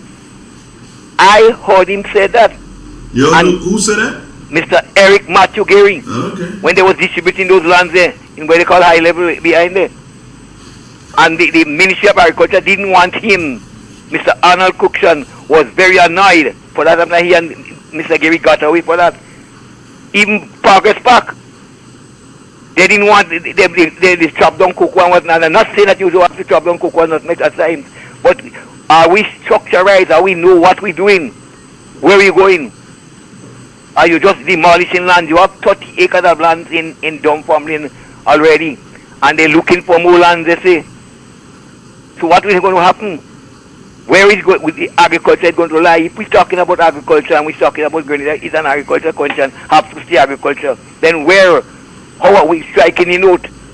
Which lands are we leaving for agriculture? Which lands are we leaving for the cemeteries are full up now. I told you. There's about 17 acres of land in Granba behind the cemetery that my parents have right to, or is a family thing. And the government, previous government from Gary government come right back being asking for lands there. The funeral agency and all is asking for lands there to link this cemetery. Right at the back of the cemetery, they build the tombs. And these lands are owned by the Bridgman family. And you can't get to the bottom of it. Over 17 acres of land. Have a nice day, Bridgman. Thank you. Okay, great. Let me say this, If we continue to build how we build it, we don't have it land. Just now, you have no land. You cannot plant in the sky. You cannot plant in the sky. However, with proper planning, proper execution of whatever you plan, you could build in the sky. House on top, house on top, house on top, house. The Prime Minister again made a fundamental error when he came in and he said, oh, we're going to build Grenadian style house. Where the Grenadians are the backyard and the water in the front yard and the side yard. We don't have the space for that. You understand? We have to go up. What is wrong with a 6-story building in Grenada? What is wrong with a 10-story building in Grenada? And if you have a 10-story building in Grenada, you know how many flats you have there? How many apartment buildings you have there? And that too is going to increase agriculture, because these people up there, they must eat, And if they don't have nowhere to plant, then they must buy it from BJ, So according to my good friend, my good cousin Bandy, hand wash hand make hand clean, One hand can wash it. Hand wash hand. So we have to understand. BJ. Yes, Andre? I've got a call. Good morning, caller. Doesn't seem that a caller is there. But it's just, Andre, based on what Mr. Bridgman said before with regard to lands, our land space in the world is becoming smaller, both naturally and artificially. Last night, we had a meeting live on Rebel Radio in Jamaica. I just sent you the clip, Andre, with the president of JSA in Jamaica, myself from Grenada, the host from Jamaica, and one chap that's responsible for, I think, the Agriculture Association in Barbados, Mr. Paul. And Andre, it's kind of strange that Clifford would bring up this very said topic this morning. That was the exact topic that we discussed. yesterday, in fact last night. And Mr. Clifford, you can get a clip from Andre, and you should listen to it. The problem is not a Grenada problem, it's a Caribbean problem. Politicians take some of the best lands and give it to people who are not trained to cultivate those lands. They cut them up into 5-acre block and whatever, and distribute to people, without a definite plan, without the support system. So those lands are being overused. If you look upon places like Pointsville, you look upon Paradise, you look upon Lazajes, all those lands were cut up and turned into model farms. But you also seen a lot of those farms are non-productive, or some of those lands are left idle because they're being overused and abused without any control. You give people land without any plan as to how to cultivate those lands. So you're asking for trouble, but politicians are a group of people who look for vote. And sometimes the manner in which they are looking for vote is very demoralizing and unproductive. So we need to be careful. In fact, the guys them was suggesting last night at hang on, it's time farmers have a seat at the heads of government meeting at CARICOM level. Because they find some of these decisions that have been made by some of those leaders is absurd. Well, hold on, BJ. Let's stop right there. Farmers have a seat in the highest at the highest body in Grenada. Well, they seem to think. And then you see that? You see that? You. I told you that man don't making sense. I told you that Sinclair don't making sense. The senator don't good. I told you that, long before it. This is what, his second or third term? I think it's the second term. As the senator don't good. All the BJ, all kind of thing taking place in agriculture. The only time you hear the senator's voice is when you go and you can barely hear him. Because he's starting to speak wrong in circles and circles and circles and try to give riddle when he's in the Senate. Come on, BJ. If we have that kind of a representation at the level of the Senate, I'm not campaigning for anybody to be representing farmers at CARICOM. Forget it. Don't make any sense. Andre, it wasn't my proposal. It was you proposal. Tell them I say it don't make sense. Next time you talk to them, I'll send you the link. You can have direct contact. Tell them I say that don't make any sense. Andre, besides that fact, we also have to take into consideration that given our land space that we have, given that we need to farm in a scientific way, we also need to live and plan our life in a scientific way also. I can't help but thinking that, yes, I do admire the houses that are being built for people who, would have lost their house during Hurricane Beryl and stuff like that. But I also can't help thinking that, hang on, yes, structurally those houses look fairly sturdy. What I do have a problem with is the manner in which they build the roof. What more it will be costing to put a concrete roof on top of this house and leave space to go up if you want to build another floor above that? How difficult it would have been? $5,000 more, but the person have access to go up and put balusters at the top and extend the space, or even build another floor if they want to go up to make life easier. But I guess when it comes to the poor and vulnerable, they put us at risk, at greater risk than any other person. And I keep wondering, why are those people, aren't planning properly for us? They put us in places where it's difficult to mitigate against natural disasters and stuff like that. They build our houses that, you're not able to withstand some of those natural events that may occur. And, I'm wondering, where are our planners? What would be costing more to do those things? We population is growing, isn't getting smaller. The land space that becoming smaller. So we need to think about utilizing the space that we have upwards, vertically. We couldn't be thinking about building houses in a horizontal manner. We don't have the lands. Grenadian style houses. If you have the lands, I can see with that. But if Where the you government get the putting up, lands? if the government putting up the lands, I can't see that they carrying that kind of pattern to construct houses. We're going to eat up too much of the best lands. Look at places like Dunfermline. I can't help but thinking that's a nice housing scheme somewhat, but that housing scheme couldn't be built somewhere else, even in a healthier location. Some of those places they choose to build houses up your sandfly and they put you below sea level and in area where prone to flooding and all of those things. Why can't we farm in those places as they used to? Do you think that people who lay out those estates before, do you think they didn't know what they were doing? They knew exactly what they was doing, Andre.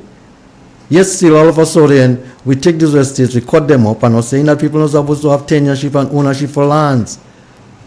However, without any proper planning, we just decide to fragmentize. And that fragmentization leading to cannibalization, we're eating up ourselves. Sir, yeah. I mean, our agricultural system, and I always want to refer back to our history, basically. And I have to go back to the Colonial people, which is our indigenous culture in Grenada. As it relates to architecture and placement of community, they would have had one large house, which we call the cabet, where all the men would have lived in that house. And they would have houses where all the female lives. They would have multiple female houses, which is the wrong houses. And females live in that house. And all the rest of lands was devoted to agriculture, where they get the timber, everything to do with the construction and everything. I could relate to a family member here where the grandparents left about an acre, just about an acre of land. And now we have over 12 houses on that acre land because she left for every children. And the children give the children a spot, and everybody built in that cramped up area. So that whole acre land is now undesirable, basically, living area. But if you have one structure, and I also want to remember the family, if all come together and build one structure, I know the limitation of our architecture in here, I think we could only go up three stories. We need to go up. You understand? But imagine 12 houses on that piece of land. If they would have gone up at least, let's say 5 stories, they would be able to get all those houses in that one structure. And the rest of the land that is available for agriculture, every one of them could grow what is needed to be grown for the family use. And you have a nice looking aesthetics. But we need to start thinking outside of the box as it relates to our land. Agriculture is very important, and our land, we have so much of microclimate that is so unique, not just to Grenada, but to the rest of the world. Imagine if we start to geolocate those microclimate and grow crops as it relates to the financial benefit farmers could earn as a result of those geo indicators. We need to really cannot Dalton, I don't like to hear this statement. Let's think outside of the box. We've been outside of the box a long time. Well, we have to take it by the bull by the horn. Start doing it. Andrew, think about the cost. The cost for building buildings in a lot of cases, most of it would have gone to the foundation. That's what takes up the cost, to have proper foundation. So it means that if you have a concrete roof over a study house, you already have a foundation to go up with another floor. It would cost you a lot cheaper than to go and build another house exactly like it on the side of it. You are taking up space and you are acting foolishly, and you are creating an unhealthy condition. But you see, the problem is here. Governments after governments after governments, they are not taking the bold decision, BJ. So as to say, look, this is how we're doing it here. You have that land there, BJ, and you want to build a structure, BJ, now we can't give you permission to build a structure. Sorry. Because what you're doing there, you put in concrete, yes, but your roof is just, well, wooden roof, and it does not lend itself to any development. If you can change that roof and make it so that 1 or 2 floors can go above that, that's what you need to do, Andre. then we can do so and look to passing that and telling you, yes, go ahead. However, you need to make these couple of changes to the foundation so that you don't have a problem there. Oh, that is all we need to do. Andre, we are technical people that can do those things, Man. There is a difference with being bold, Andre, and being responsible. We don't have to take bold action. We need to take responsible action. Well, then we need to do it. Exactly. Then we need to do it. We really need to do it, trust me. You know, and I'm very disappointed. I am very, very disappointed that we are still at this stage where Dalton has to say, let's think outside of the box. Bloody hell! We should always be thinking outside of the box. I've been outside of the box a long time. We have to start forging our culture, not in the style of the European culture, and move to our indigenous culture. As we modernize our indigenous culture, and we would see more benefit from what we do. Dalton, without cutting you and Andre, I actually grew up in a Janet house, and that was after a hurricane. And if you check it out, think about the people who are responsible, MIT, for building those houses now, so to speak, not Ministry of Housing. This is what you want to leave as your legacy as a minister, that 15, 20, 30 years from now, you see those houses put up in a corner, and the school children asking, who constructed that thing? That was the design that they come up with after hurricane burial? Well, at that time, those houses that you're building now going to resemble old Janet houses. Leave your legacy behind of something that you should be proud of. Spend the money properly. Ensure that your country, all right, can develop. And whatever you are doing, it needs to be impactful. When you're spending government money, Andre, every cent should be impactful, or else don't spend it. Morning. Good morning. Andre. Yes. Good morning, BJ. Morning. Your guest, everybody. Cause a long time I don't hear your voice, man. Are they jamming in the life? A question I want to ask you. A coconut tree, especially a grafted coconut. Some people tell me that if you want it to be shot, when you're planting it, you have to sit down. Is it okay? Probably that work for some people, you never know. Is it okay? Well, as far as the concern, it might be good for your health. If you plant one and take a rest, and then you plant another one. They say when you grow shot, you have to sit down and plant it. No, and there are different varieties of coconut. That some of the way they're short, some yes, grow tall. Mr. Morning. McQueen. Yes, Mr. I know that I time for it, but a good friend of us burying today, that's Smoko. Oh, really? I didn't know. And I want him to rest himself today safely, his family. I want him to be strong and everybody. He's a good body away. Yeah, okay. He's a good chef, he's a long time bartender. You talking Smoko in Birchgrove there, eh? Yeah, Smoko in Birchgrove, yeah. He's going on to rest today. Yeah, okay. I didn't know he had passed away. Yeah, he passed away. Right, but let me tell you the thing about the coconut that you're talking about there. I think you need to get in contact with Mr. Troy Augustine. Troy Augustine works out of the Ministry for Agriculture. Troy is responsible for coconut production throughout the island. Okay. And one of the things I know you listen to the radio all the time, but next Thursday morning, I will be having Mr. Augustine and another gentleman in here. I'm not too sure who the other gentleman is, but Mr. O'Neill. Ronald O'Neill. They will be speaking about coconut production. And one of the things, Fluffy, is that the government the government has been speaking about bringing in coconuts that you don't want, because one of the deterrents in relation to harvesting coconuts is that all coconut trees grow way tall, so Fluffy can't climb it again. But they are supposed to be bringing in some dwarf nuts that Fluffy, they'll be so, you put it this way, the trees will be shorter than you. You will have to bend down to pick the coconuts. You, as a matter of fact, what you will have to do, you remember you just talk about stooping down or sitting down on the ground? You got to sit down and dig for the grab and them to go down. That is how short they're going to be. They're going to be good. So you should listen for more, yourself and others should listen for more information on that on Real FM, and that's going to be next Thursday, God's will. And as I indicated, the government will be bringing in the plants. I don't know if it's going to be selling of the plants or distribution of the plants. We'll wait until Thursday. We'll get that information. And I guess once they bring in first set, maybe second set, third set will come in, and then we'll have these coconuts that they're shorter than you. Because I can't say you're tall. Okay, you're not tall. The coconut trees will be shorter than you. When last you see me?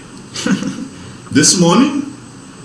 Alright, no problem. Alright, so listen up for that program on Thursday. Alright, no problem. Alright, one love, bro. The next point, the point we are talking about the farmland with the houses. I realize I've been watching that trend for a long time. Sometimes somebody build one house on a piece of land, and 5 persons stay in the house. They staying comfortable because they have a problem there. One person going to put up a shanty there, one going to put up a shanty there, one, and then after the land just cover with house and no more farmland. And that's a thing they have to stop. Yep. That everybody just want to put up a shanty somewhere because they want to stay on their own. That has to stop. That has to stop, my brother. Sooner or later, we ain't going to no farmland. All right, brother? That's true. Have a nice day. You too. Have a wonderful one yourself. Yeah, BJ, so we don't forget you have to listen to that program as often, because I believe you have some lands in your area there where because I'm listening to Troy, and you'll have more information on Thursday.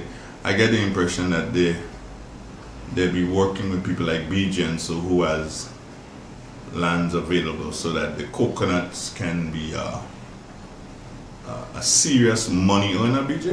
And also plant coconut on a large scale, Andre. A lot of coconut area. My grandfather used to be selling coconut cupra. Okay. For the 10p back in the days. You saying, BJ? I was saying, Andre, in a lot of cases, a lot of our expenses goes towards harvesting. And if you have 3 little coconut tree on the canary, you have to walk a quarter mile to find another tree again, or you have to drive to go. It takes time and money just to harvest this stuff. Yeah, because than if you have it in a concentrated area. How much does a man charge you to climb one? About $40 to climb. Yeah, and then you have to move him around, And you have to move him around, and then, yeah. So it's better to have those things planted in a concentrated way. In some cases where it's necessary, and where you can do it where the land. So let's say what Troy has to say. We've got another caller. Good morning. Good morning, sir. Yes, sir. Here's what, we are 2 minutes before on news, and I took your call because I didn't want to keep you hanging on. We are 2 minutes before on news.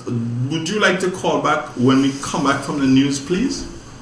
Please, once you will allow me to. Yeah, call back after the news, yeah? Yeah, thank you. All right, great.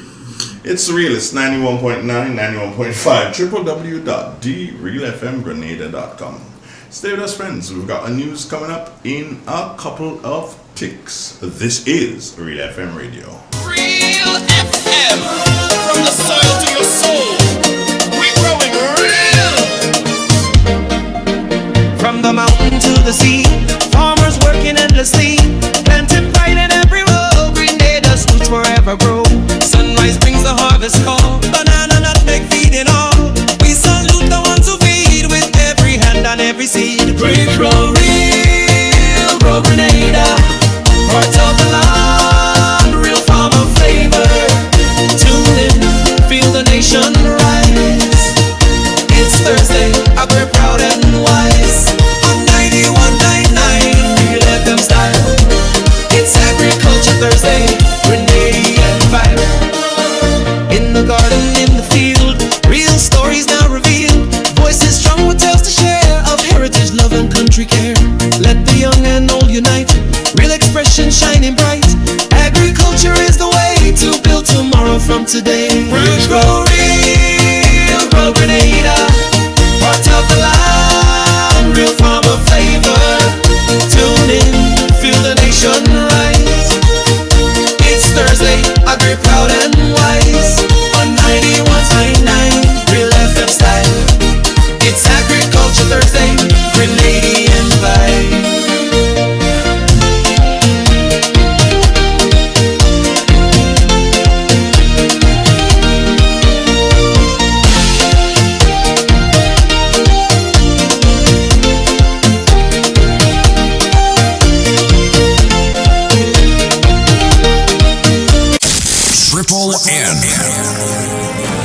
Informative, entertaining, and first. Every hour on the hour. Welcome to the latest update of news as produced by Triple N. The details when we return. In an industry where customers expect quality, M&N Hardware Limited is a leader in locally manufactured aluminum windows, doors, roofing, and guttering. Our manufacturing division is efficient, flexible, and will always go the extra mile to surpass customer expectations. If you need security, sash, casement, or projected windows, we're able to do it. Our security and heavy-duty doors are state-of-the-art and can be customized specifically for you. Using innovative coating technologies and protective film, our roofing and guttering is weather-resistant, providing outstanding color retention for many years. Available in 24 and 26 gauge and a variety of color options. We are the leading company, a family that is proving to customers they can have their dream products. M&N Hardware Limited. Foundation to roof, let's build together. Hello and welcome back. I am your presenter, Kira Conport. 2 new CARICOM regional standards for cocoa beans have been developed to help improve the quality and value of cocoa produced in the Caribbean. These standards are DCRS 82, Cocoa Bean Quality Sampling Requirements, and DCRS 83, Cocoa Bean Quality Specifications. In the region in Jamaica, the Central Bank has pointed out that the tariffs imposed by the United States of America will have some impact on Jamaica's gross domestic product GDP growth. The Bank of Jamaica noted that there continues to be some uncertainty about the rapidly evolving policies in the USA and the global economy. These issues have implications for the domestic economic outlook. The Bank of Jamaica Governor Richard Biles said the first round impact of the increase in the United States tariffs on prices in Jamaica will not be significant. While some consumer prices in Jamaica may rise due to the higher inflation in the US, the impact of imported inflation on overall domestic price level increases will be largely offset by fall in world oil prices. Given the available information, the bank therefore projects a moderate impact of the US policy changes on prices in Jamaica. In this context, the outlook is for inflation to remain within the bank's target range of 4 to 6% over the next 2 years, notwithstanding some upside risk. This outlook assumes stable inflation expectations, a moderate decline in crude oil prices, continued stability in the exchange rate, and moderate domestic demand. And in sports, amid the celebrations that followed Tottenham's Europa League triumph, 3 players were left waiting for the winner's medal. This ends the latest update of news as produced by Triple N. Thank you for joining us.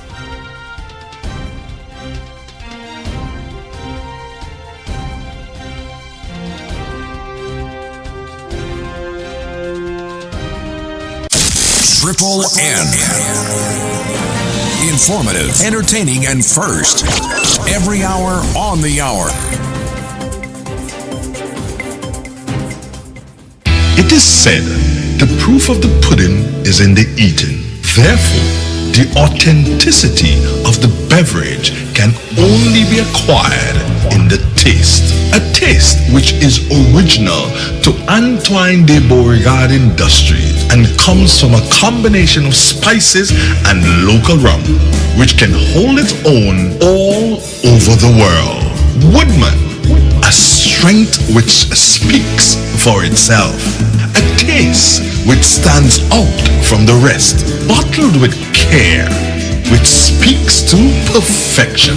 Try Woodman today and be stunned by a flavor as never before. Let your palate savor that which is produced locally. Do not be deterred by substandard products.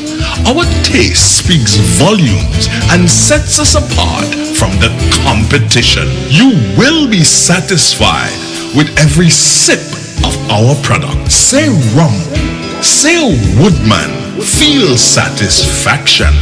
Now that's quality. branches in Grenada. We supply fertilizers, herbicides, seedlings and nursery supplies, diesel water pumps, walk-behind tillers, organic and environmentally friendly agricultural inputs. We're serving you from 2 locations at Birch Grove and booth 34 at the Vendors Market in Grenville. Cost-effective agricultural solutions for all your needs. Visit Gittins Home and Garden Center for the best in everything agriculture. Call us on 409-2175 or 438-4337. Gittins Home and Garden Center, from your farm to your backyard. The Holy Spirit Catholic Church presents Barbecue and Bingo, Friday, May 28th. Tickets $10 starting 7 p.m. One lucky winner will walk away with $1,000. Barbecue tickets $15. Music by DJ Kangaroo, and it's all going down at the Holy Spirit Catholic Church grounds. Don't miss it. Classic Furniture. Our items are made from the best local wood available on island. Our products are made with love, care, and the experience we have gained over the years. Why do you even contemplate using substandard furniture, which is imported, when you can get the best made right here in Grenada? Our factory is located in the cultural village of Chantemel and our showroom on Benjoon Street, St. Andrew. We are also noted for refurbishing that piece of furniture to its initial look. When looking for quality furniture, there is only one place to look, and that's Classic Furniture, where we take care of your needs with utmost care. So give us a call today and put your furniture woes to rest. Classic Furniture, where love and luxury is combined to provide the ultimate satisfaction. Call us today on 442-4645. Classic Furniture. So FastPay, on you an easy way to pay. So FastPay, so FastPay. You asked for it and you got it. A quicker way to pay your bills online. It's fast, secure, and easy to use. No registration, no additional fees. Flow is now offering FastPay, an online service that allows you to settle your bills in less than 2 minutes. Need a receipt? FastPay will send it to your email immediately. Use FastPay now for convenience, safety, and efficiency at discoverflow.co/fastpay. So FastPay, 2 minutes and you're on your way. So FastPay, so FastPay. Flow is keeping you connected. Project Music presents Rhythms of Spice. Sunday, June 1st, 3 p.m. Comahan Park. Featuring student performances Alpha One, Cool Jazz Band, Co-op Band Comancheros, Lion Pride Percussions. Project Music with Tira Etienne, Shireen Brizan, Jeremy Hector, Javon Andrew, and Sonika McKee. With special guest Bo Hickson from St. Lucia. Get your ticket $60 on sale at Grenadian Optical, Art and Soul, Gittins Pharmacy, Grenville, and Goto Fed. More at the door. Children 12 and under free. Rhythms of Spice, Sunday, June 1st, 3 p.m. Comahan Park. Sponsors Co-op Bank, Renrick & Thompson, Hubbard's, Baron Foods, Inter-Caribbean, True Blueberry Resort, Acado Grenada, Gabriel's Rentals, Andrews Construction, Supreme Sounds, DJ Danny, and Real FM. Absolutely no vending. Grenada! Get ready for an evening of music, talent, and inspiration as the Ministry of Tourism, Creative Economy, and Culture present the 5th National School Orchestra Showcase, Symphony of Youth. Symphony of Youth, a 1-hour production featuring performers from ages 8 to 15, representing over 15 schools across Grenada. And for the first time ever, the First Choice Junior School Choir and the St. Joseph's Convent St. George's Choir will join the orchestra in captivating performances. Plus, meet some familiar faces. Our past student performers from the first showcase will return to the stage. Join us at the Grenada Trade Center on Thursday, May 29th at 5:30 p.m. This event is open to the public, and your kind contribution at the door will will help support this incredible program. We're asking you to be seated by 5:15 p.m. as you won't want to miss a note. That's literally Symphony of Youth, the National School Orchestra Showcase, Thursday, May 29th at 5:30 p.m. at the Grenada Trade Center. See you there.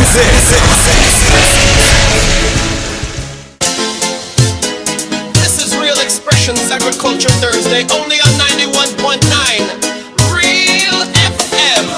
From the soil to your soul, we're growing real. From the mountain to the sea, farmers working endlessly, planting pride in every row. Grenada's roots forever grow. Sunrise brings the harvest call, banana, nutmeg, feeding all. We salute the ones who feed with every hand and every seed. We grow real, grow Grenada, parts of the land, real farmer flavor. Tune in, feel the nation rise. Feel the nation rise. Feel the pulse of the nation. BJ, I know you didn't really like that one. It's Awoken and next one. Let me hear. Awoken and Oh, next. another song? Yeah, Awoken. I know you. Real stories now. What's that? I like the beat. I like it. You like the beat? Yeah, I like BJ don't like it. Andre, I easily develop patterns. I say you don't like it. And how should I put it? There is something that resonates with my brethren Disirang song. There is something about it, I don't know what. And it has been around for a very long time. They become a heritage. Yeah. Oh, this year? Yeah. You see, a lot of people believe in new. A lot of people believe in new broom, eh? Well, actually, You understand the vibes that are going on. This is You the know. one you like? You need to listen to it, Andre. You need to start that song from the top again. I need to start at Yes, right from the top. Here it is. You understand? There is a calling. DC ranks Every given time. So you think that should be the theme song? That is always the theme song for me. I don't think so. There is something about that. The beat, the song, whatever. Look at the irony. Yeah. Singing about computer will take over, and actually the guy was saying AI that generated that new song. No. No. Mm-mm. Oh, okay. Computer take over. That's what DC ranks say. Like they want to structure the plan. Well, from the to the revolution, agriculture was on top. Man Jack and didn't do too bad. After that, the whole thing flop. Why? Everybody want to sit down in computer. And they forget all. They actually take over. The song come through. There is something unique about the song. It's written. That song was written a long time ago, and even today, it still bubbles around the place. So you know it's something about it. DC, good morning. Are you listening? Can you call us? BJ wants to talk to you. Always want to talk to DC. Yeah, DC ranks. Nice guy. He's into heavy equipment these days. I love DC Ranks. Yeah, he's into The heavy thing I like about DC Ranks is his loyalty. He's a loyal person. Yeah, if he's loyal to the cause, he's loyal to the cause. I can go on the battlefield with DC Ranks any day. Yeah, you know I know where I stand with him. Yeah, you know he's right there at the back. I know where I stand with DC. Yeah, DC is a good guy. Yeah. When your soldiers get old and he start to confess about some crime he commit or he wanted to commit, you know that he was never a soldier. Never. That's a scout. Yeah. I wouldn't even put him as a scout. I wouldn't even put him as a scout. But I was okay. Well, we have this person is supposed to call us back, but we are speaking about the same agriculture thing, the coconut thing, and I believe that one of the things I'm realizing is that there's a lot of huskers, you call them, BJ, doing coconut water. Yeah. And there is, I wouldn't say there's a shortage, but there's a bit of a difficulty in terms of accessing and putting this in.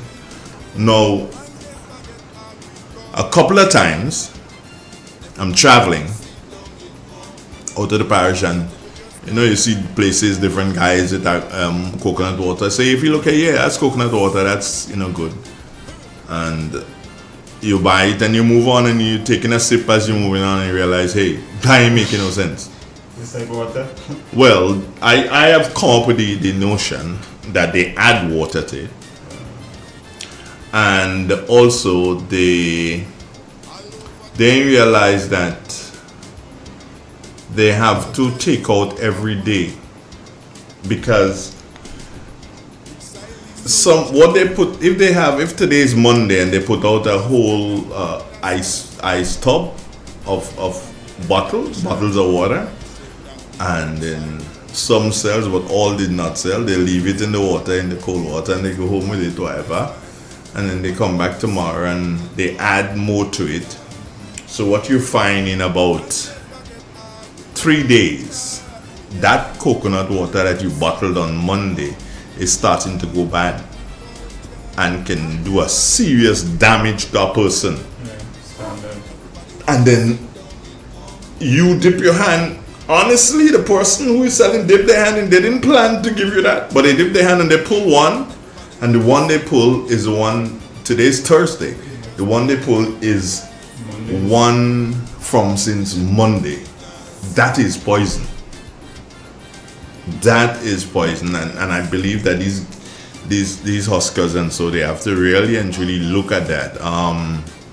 It's better if you don't have enough and it run out than you have too much and Dalton gets poisoned.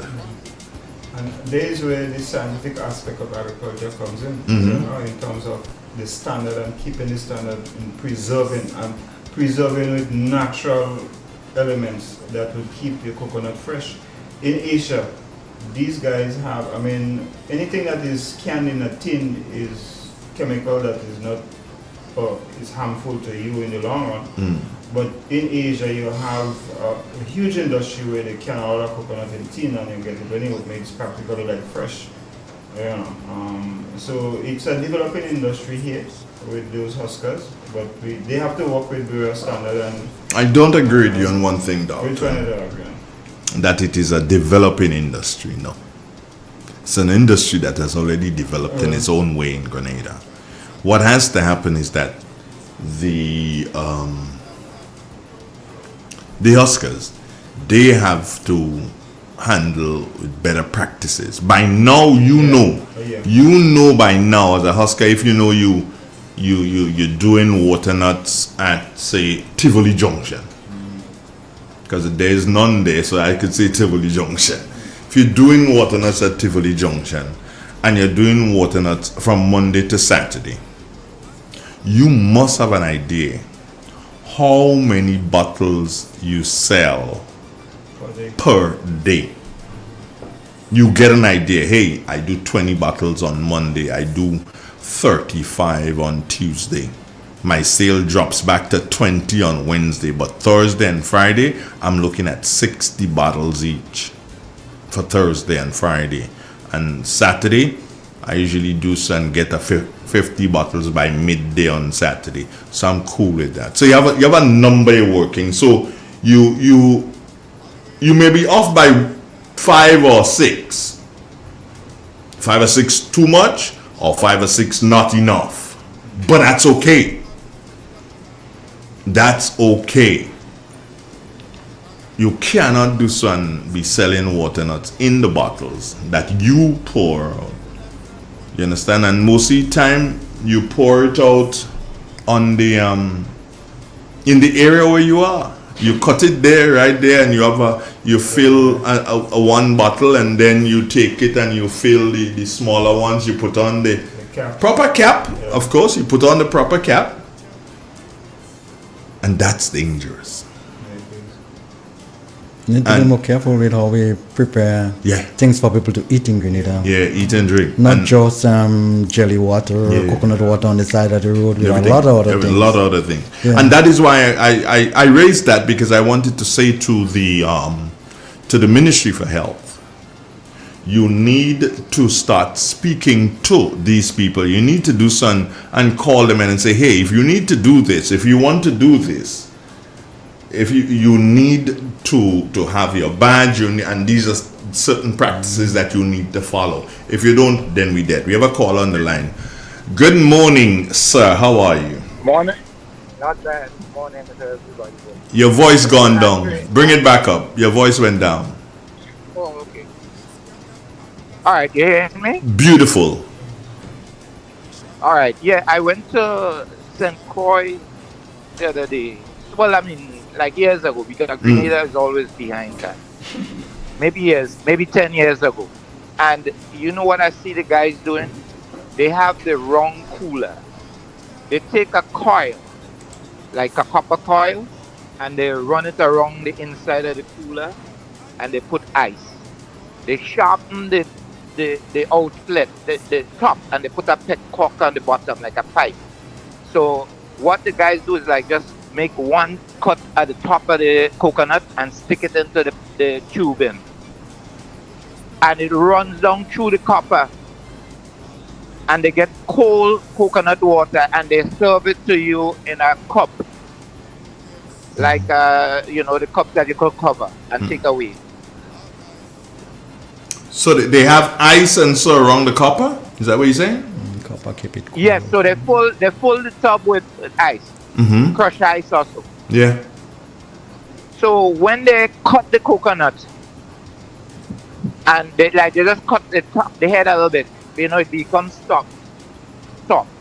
So that the copper tube they sharpen at the outside, they just punch the coconut over it, and all the water runs through the copper tube, and you get cold water in the bottle. Okay, so I guess because it's going wrong to come out in the pipe. Right. Oh. Yeah, and the copper absorbing the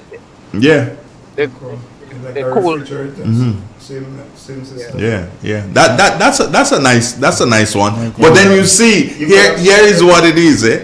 This happens with a lot with the guys who are stagnant, who are in one place. Those who are walking around, they didn't have time to do that. No. Yeah, so we still have to do something, figure out how best to handle that. But what you have given there, I hope that somebody can do something, take up that idea, and let's see how it works for them here.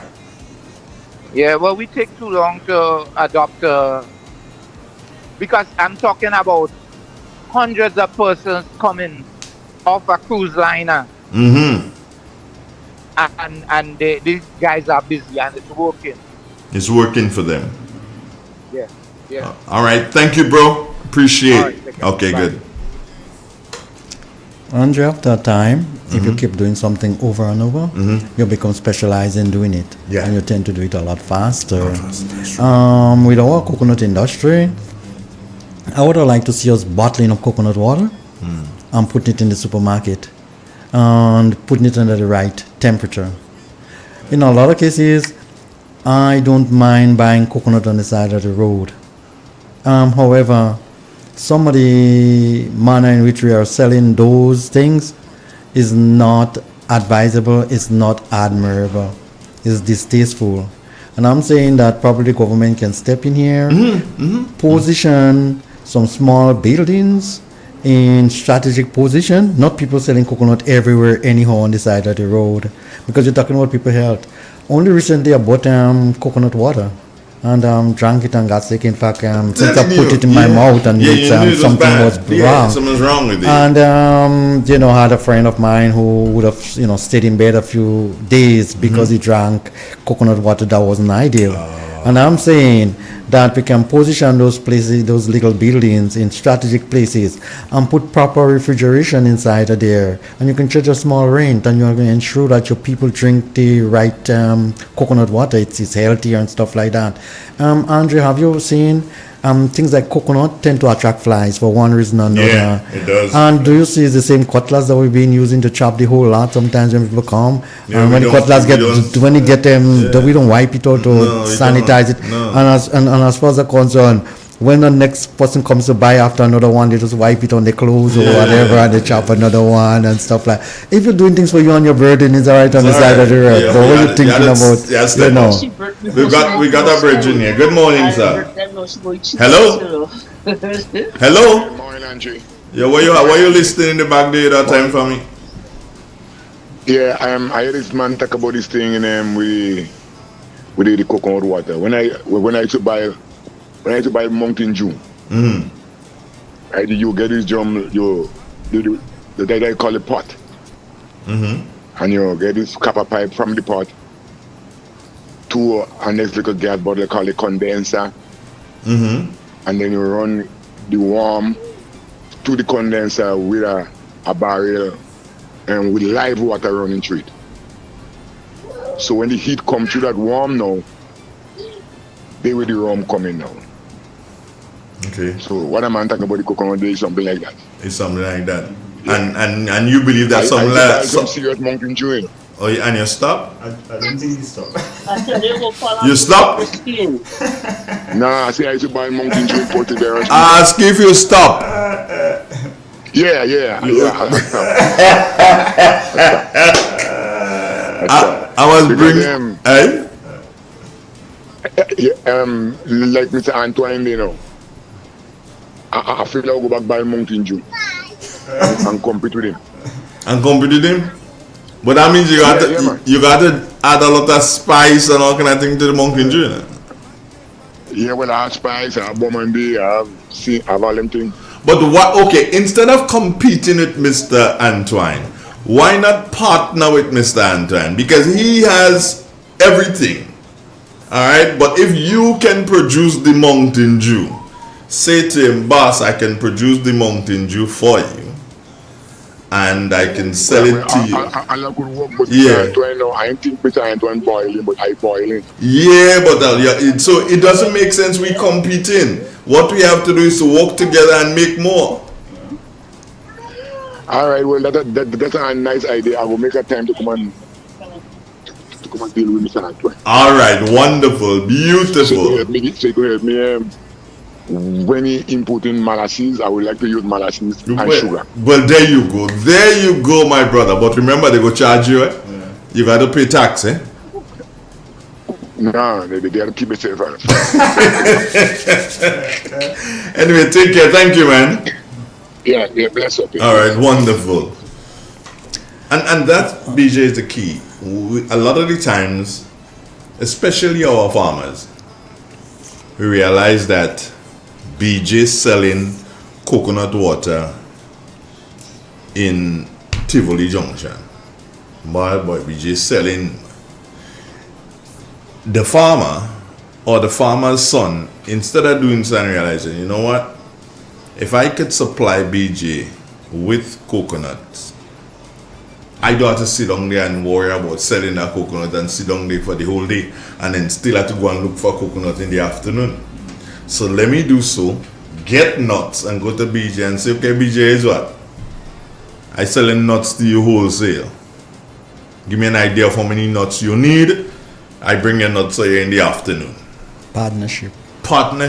You make money, BJ makes money, but instead of that, here's what's happening. Wow, but BJ making real money there, but I'm gonna make some money too. Watching face, you know. So I set up a coconut thing by the gas station in Tivoli. BJ there in the junction, I there in the gas station. Education, line of thought, we have to change those. You have to change our line of thought. It's just like all them guys in little parlor because they see, whoa, that and making our money down there in a parlor, boy. And you have a little space there, put a parlor too. Andre, if you have the Ministry of Housing and you have national disaster where, quite a bit of houses damaged and the, housing authority have the experience in doing those,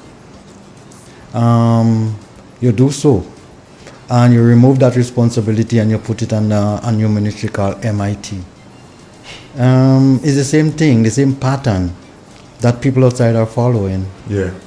The appropriate people aren't given the appropriate tasks to do.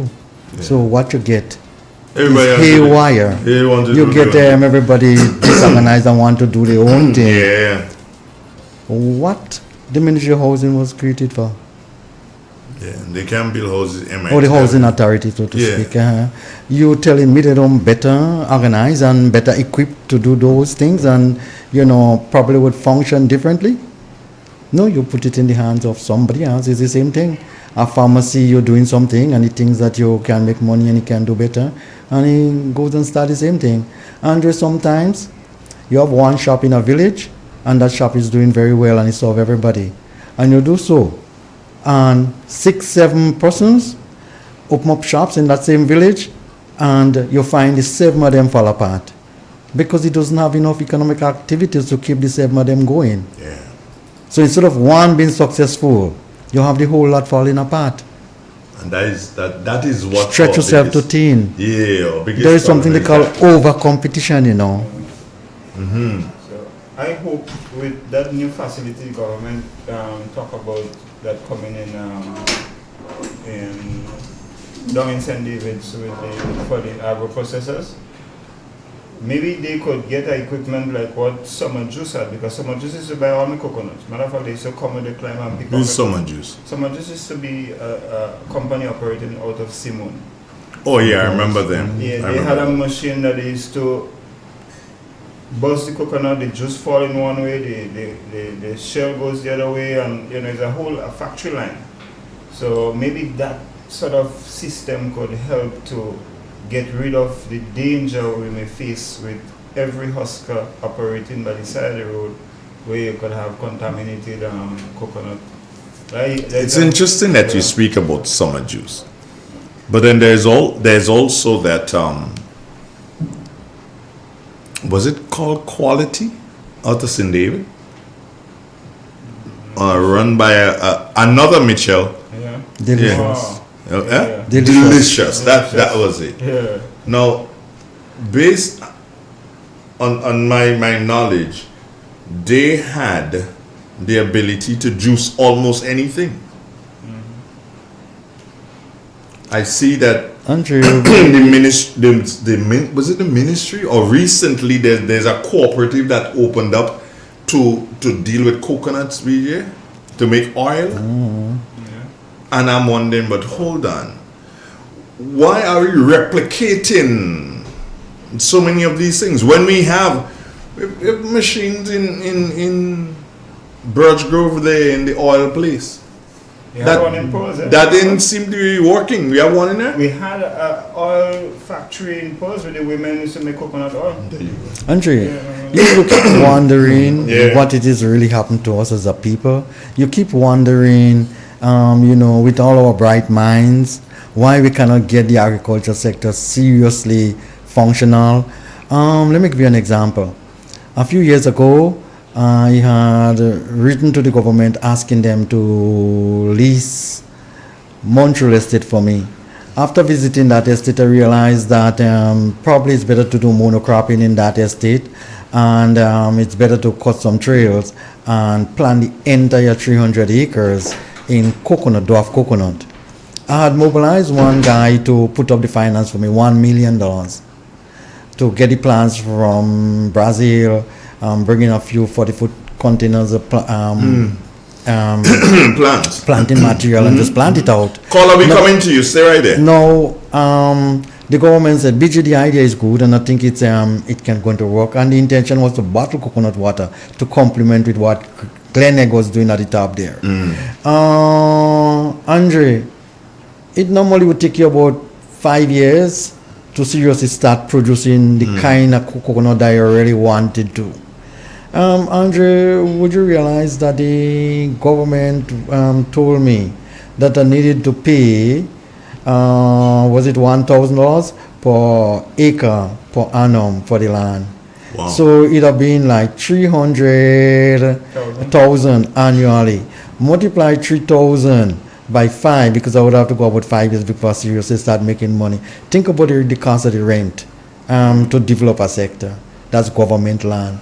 Think about the employment you would be creating and stuff like that. So, project fall apart, rent too high. Well, it must fall apart, and it fall apart here because of the public servants, Because one public servant that sit down inside and realize, no, if BJ do that, BJ will making too much money and BJ will get rich. So let me do something, stop BJ from doing that. 3.5 is 15, $1.5 million in rent before you start you make one money. bottle. And that's just for rent. You don't think about the expenses to plant the coconut and to cut the to roots. put out camera and to see when Andre come and take all of those things, Andre. Yeah. And those people are sitting down there and they're quite comfortable in those little air-conditioned places, making those kind of decisions.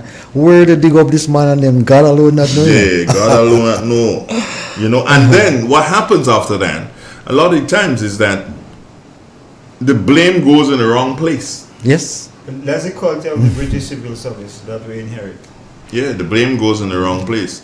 You know, but too many times these individuals, they are given stiff-necked, dogmatic people. Yeah, they have given. They're stuck in their own ways. Yeah. The ministry or the government or cabinet says $1,000 per acre, and despite what is $1,000 per acre, and the lands are still there after 10 years or so. The coconuts could have been industry could have seriously developed already, Andre. But a lot of the times, to BJ, what they do, what they do is that they identify it. Because they realize you brought it forward, so they kill you with your idea.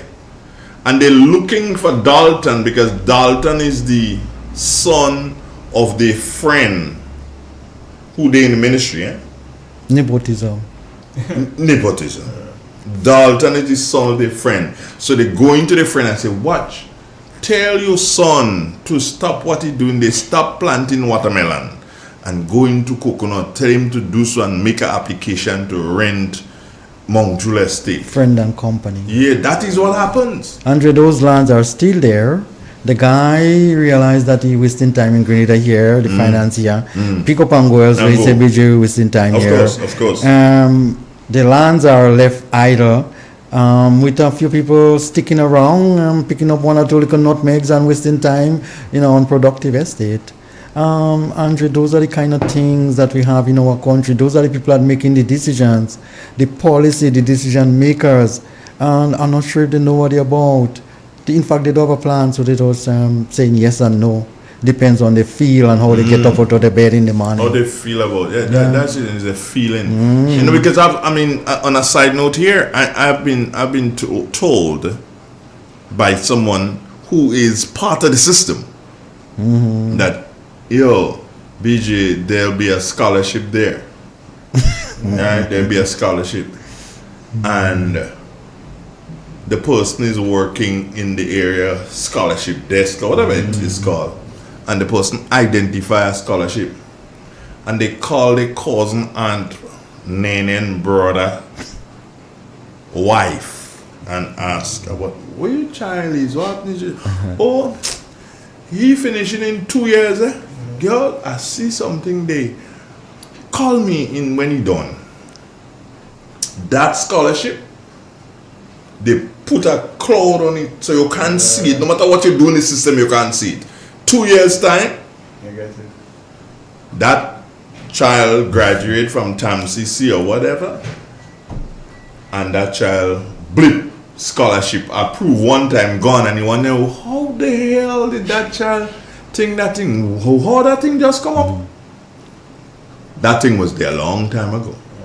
That's how they do it. And it's the same thing with the coconut thing. We have another call on the line. Good morning, good morning, good morning. Yes, good morning to the doctors. Good morning to you. Morning, sir. Good Talk morning to me. Dr. BJ. Morning. How are you? And Fine, thanks. your new kid on the block, Dr. Dalton too? Yeah, Dr. Dalton. You better call him that. Morning. All right, you guys have a good day. I'll tell you something. I listened to the topic there. It's exciting. Agriculture, farming is my thing too. Well, I'll tell you something, sir. We have turned the farmers away from farming. And if I have to deal with farming in a real way, I'm starting with infrastructure. Yeah? With all this land, what you call zoning and, I somehow I don't go with it, because you could do farming anywhere. The type of soil we have, you could do farming anywhere. It's what to plant where and how you're going to care for it. So I will start with infrastructure, right? In a planned way. That in itself could zone it, right? You know where to put your roads, and you bring the services there, and the people will move in, either by way of what they have existing or new purchases and so forth, and you will direct them to what you want to do. Yeah? Where you want to plant what, you say, well, okay, If you're going to build here, here is what we'll advise you to plant. And you work with the farmers. Yeah, instead of bullying, because bullying will turn the farmer away. What the farmer is looking for is returns. And in farming today, the cost is so high that the return is small. So if you go in the bullying aspect, you will eventually turn the farmer Welcome to Studio Gala. from farming. You have to be very diplomatic now, with especially the younger farmers, if you want to get them into farming. So I will start with infrastructure. But let me tell you something. I was surprised to learn that we have so much cocoa factories in Grenada. Yeah? But we don't have the cocoa to grind. Yeah? And I've been saying this for many, many years. Why can't we concentrate on quantifying our cocoa stock? So instead of looking for price, we look for volume. Yeah? Volume sometimes do better than prices. The high price may slow down your sales. But if it's cheap and you could supply the volume and make more money. So we should be planting more cocoa. But as we push farming, we're supposed to push tourism. We just upgrade the airport to the tune of a few $1 million. Should we get the volume of tourists coming in here? Do we have place to put them? Have we dealt with the other aspect of the industry? Do we have sufficient sites? Do we have sufficient upgrade beaches to put them there? Do we have sufficient parks? So we're pushing one thing or we're not pushing the other. Pushing agriculture alone will not solve the problem. You have to push the whole economy. So real estate come in there, the building industry come in there, the service sector come in there, everything come in together. Yeah? So if you push agriculture and you succeed in getting people into agriculture, what? They start to produce. But then do you have a place for the produce? Where do they put it? Do you have people to do it here? I'm saying we're supposed to have what you call the economy of scale. We create an economy of scale. Economy of scale foreign people coming in here. So those are the areas, but nobody wants to sit and discuss those things in total. When you give an idea, some people get angry at you because they think you're political, you're trying to get out of a political party. You know, stop dealing with the issue. This country is becoming harder and harder to run. And as I said, it's brain power now to turn around Grenada, you know. I listen to BJ, I listen to my doctor over there, Francis, you know, and Brother Josh, you know, powerhouses of knowledge, ideas. And we have to get these people sitting down with the government, with these ideas, and getting the government to do exactly, because the government have to work with the farmers and not the farmers working with the government, you know. The farmers have to identify what he wants to do and the government move in to supplement that. So we can't go just pushing agriculture and trying to push the farmer and trying to zone and think that's going to work. It's not going to work because you're going to turn off the farmers. Okay. Have a good day. You too, my brother. Take care. Have a wonderful day. Food for thought. Yes, Andre. Development is a collective process. It is not a unilateral process. Don't go into economies of scale. Yes, right. you have to develop the tourism sector and other sector if you're thinking about agriculture. However, Andre, let's face it, we just paying lip service to agriculture. We're not serious about it. I see that the farmers in Shambo areas and Plains and, you know, Livera, Rosehill to a certain extent, they started bringing water in that area. How much years now? Maybe close to 10 years now. And the infrastructure is just falling apart. The ponds that they dug up are just filled up back. Some of the, you know, logistics that they put in place is now deteriorating.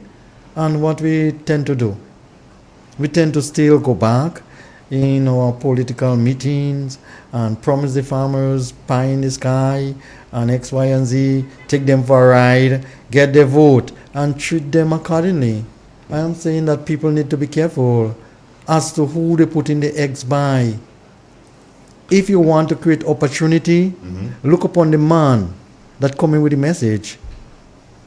And in a lot of cases, the man we coming with the message is just an agent of the devil. We got a caller. Good morning.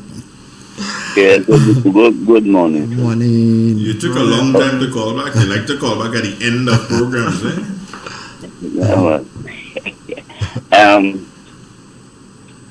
Someone was making a point that the colonial time, Europe, when they came to the Caribbean, after Christopher Columbus discoveries, that they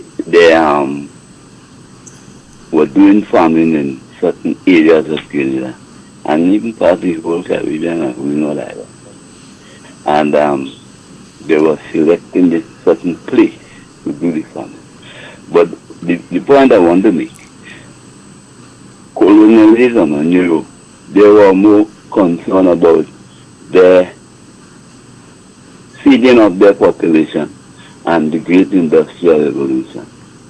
So when the Great Triangle was invented or started, their intention was to enslave the people they taken from Africa, bring to the Caribbean and the Americas to exploit and develop themselves. France killed out all the indigenous people we had here, the Caribbean, and if they did remain, we might see a different Caribbean culture. They went to America, they killed all the red Indians, they owned America, and what's going on today, from the North Pole to the South. Trump now wants to even colonize and make Canada part of them, going to the Iceland in the North Pole. So I just want to make the point. Europe's intention was never, although he said, because check the roads we have, the roads are for farm, to get the produce to the port. Right? So the intention was never to develop us in the proper way, just to exploit us. We couldn't even make prices for our crops. When they gave us independence, which they still making prices for the bananas, cocoa, and so colonialism is the cause of all causes in the world today. Thank you. All right, thank you, brother. Have a nice day. 4420175. We probably can take about maybe 2 more callers. Good morning. Hello. Lost that one. If there's another one somewhere about, we can have the other one. Yeah, there's another one. Good morning. Again. Andre, I want to make this my theme song. The last supplement budget, the NDC read, they had $1 million to fix the Spring Garden Farm Road. Up now I hear nothing yet. I don't hear nothing. So I will make that my theme song every time I call any program. Another thing now. Look, they say they're building a new hospital. But a new hospital talking about it died a white elephant. But look how much farmland they take to say they're building this hospital. So NDC either put people terrorists and farmers terrorists. If Kit Mitchell, they say you want Hooville land to put a hospital, oh God, NDC would have get and they would have said things. I tell her that man would like agriculture, a man this, a man that. But look what the men do. But I want to tell Gradian, this hospital they're building there. Died a white elephant. A white elephant, man. Yeah, later. All right, blessings. Some reasoning could be brought to that particular thought. Was it a different administration that indicated that, hey, we're going to build a hospital in that area? What would have been the choruses coming from the public? Dalton, do you think it would have been, okay, yes, fine, go ahead, or no, what happened to the people who like agriculture? So he said, I'm asking. I think we would always have the critics, and we should look to critics to help formulate something better. You know, I remember in St. Vincent, where my family would have had some lands in the Buckerment area, and the government, they took it to do a hotel development. Okay. My family stood up, some of the family members, they stood up with the land for years until then this last hotel came in and they actually bought those remaining lands. And they built the hotel. The years it may take to weigh the advantage of the hotel being there and the farmland, to me, farming would always be the number one priority. How many hospitals are there in St. Vincent? There is one, currently the government is constructing a new one now in the Annisville area where they turning the old airport into a new town, and one of the major projects are going there is a hospital. A hospital. And then they have one up in Georgetown. Oh, there's a hospital in Georgetown? Yeah, run by the Cubans. Well, there's a whole clinic that run by the Cubans in Georgetown. In Georgetown? Yeah. So there's no hospital in town? Yeah, there is one. The major one is in town. So you have two. One in Georgetown and one in town. Yeah. And then they build the one in Georgetown is more or less like a clinic. A clinic. Yeah, basically. You don't house patients. Like I asked, is there a hospital on Union Island? Yeah, there's a small. Well, we call it clinic, but it's something small. Basically. Okay. Those islands are small. No, I asked this question because I'm still baffled. Andrew, politicians are insane people. Most of them, not all. Most of them are insane people. You speak about them on a daily basis. You listen to them. You see what they post. They spoke to you for years. And the unfortunate things, Andre, those are the people that would come wrong that the general public have to listen to. And it's kind of strange. Some people that need to be put in a barrel and put a lid over it, you give them microphone and give them, virtual space. What do you expect they're going to do? Not to confuse the people and to fool them? Andre, you think about it. There is something they call priority. There is something they call prioritizing. And Ross is making a very valid point. Not just that if it was another set of another group of people, that you would have some people saying that, hang on, those space should be used for agricultural purposes. It's beyond that, Andre.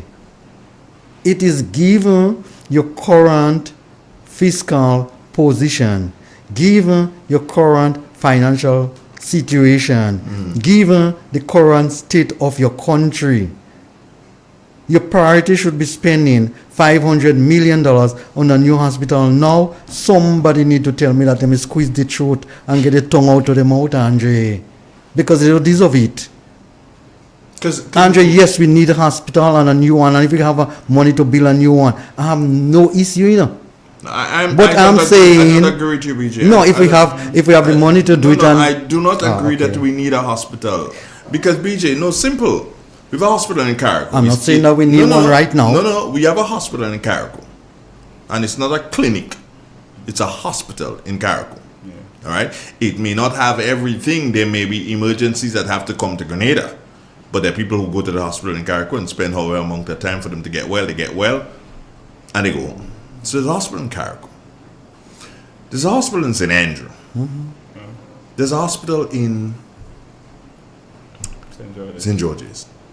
There's a polyclinic on the western side of the island that we have not fully realized what we're doing with it as yet. Yeah? Now, why is my country focused on taking, and I'm sticking to agriculture, taking agricultural lands to put on a monstrosity over there again? And hear this, and this is what is very important, and persons are not understanding. Where's that new hospital going, BJ? Somewhere on the St. David side. St. David. Say it again. Somewhere on the what? In the St. David side. Andrew. We got caller. Good morning, caller. Your final caller. Talk to me quickly. Yes, caller. Quickly. That farmers don't have agricultural land, right? Okay, and then at the end of the day, they will put a little building to showroom. At the end of the day, after a while, they themselves take it and make it a residential area. And the hospital now, where they want to put it now, is in Slomain, Calvin, almost on the river mouth. So it don't make sense. Almost in the river mouth? Almost in the river mouth because it's a distance away from the bridge. Okay. Thank you. Have a nice day. You are our final caller for the morning. And BJ, that is yes, what my problem is. Prioritizing. The Prime Minister And hey, if you love your constituency so much, by all means, but do not sacrifice the nation for your constituency. Do not sacrifice a nation to get back in power. To get back in power. If you want to think hospital, hey, go ahead, by all means, go ahead.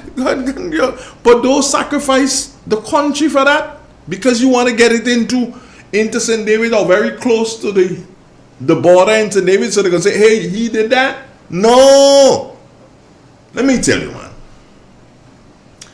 In Maribor, and Anoin and Chotai should be on the Prime Minister's heels with this. In Maribor, the government owns over 15 acres of land in Maribor. Are you telling me that we could not develop the Maribor facility? Do you understand?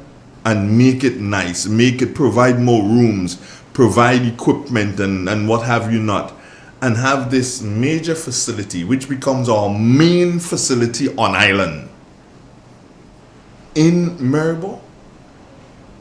Munji, we have this space. Or is it a situation where,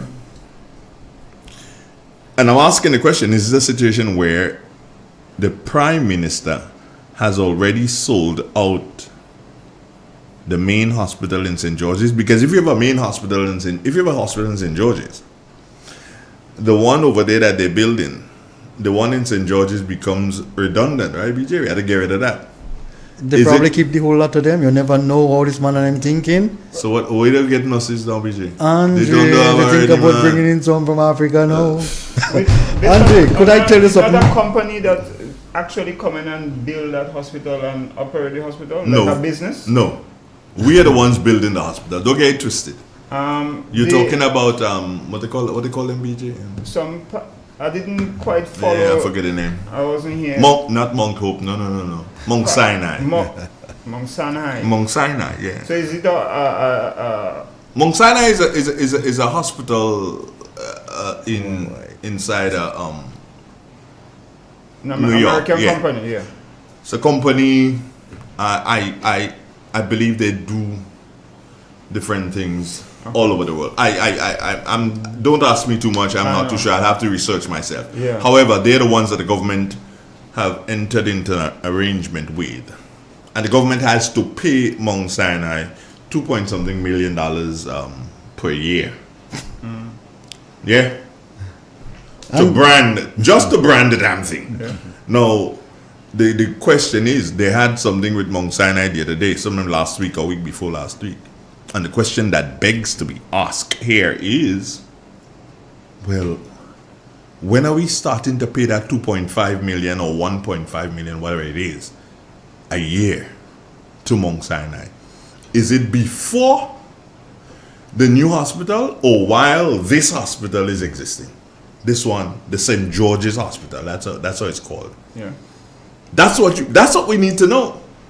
So but of course, I thought Mount Sinai would have been the company operating the hospital, financing. If the government is a joint venture partner, basically, but they bring all the expertise and have that high quality. So you become like a tourism product. I'm going to say something, BJ. I'm going to say something, and I could only say it because. I couldn't say it because Dalton is my cousin. Dalton, you had vote for them, Andre, think about it. Let me go back. Think about it. Statement. Just before BJ Brain. Now, all my families on every side of my family paid part in every revolution in Grenada from 1649.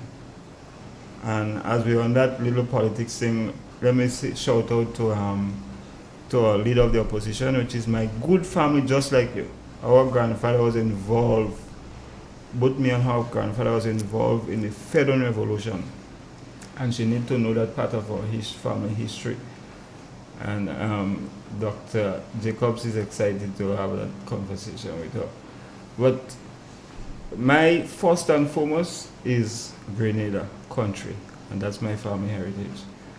So we as a growing country, our fundamentals is not sometimes not the bottom line, the end result, but all what caused the causation of all those things. And one of the causation is that colonial stock. We're stuck with that mentality, and that and we facilitate them even long after slavery. So developing country need a holistic thing, and when we have to critique, we critique regardless of who, but development is the whole, our objective as a country. Dalton, you sound like you vote for NDC in truth. I tell you, I ain't like for it. I tell you. You have to give a long lecture. No. I don't understand. That's okay. You vote for them. That's no problem. Andrew, because I am causing a good tell you that. Andrew, I vote for them people there. Andrew, think about it. You have $500 million or even $750 million that you want to spend in your hospital. How about $1 million and upgrade what you have? And how about $400 million to put in the productive sector to get your economy running? How about $100 million out of that 400 to put in the agriculture sector to prevent people from getting sick? You deal with preventative medicine, Andre. How about that? Are you recycling people? Are you bringing a new hospital to recycle people? To make them get sick? And you make them well and you make them get sick again?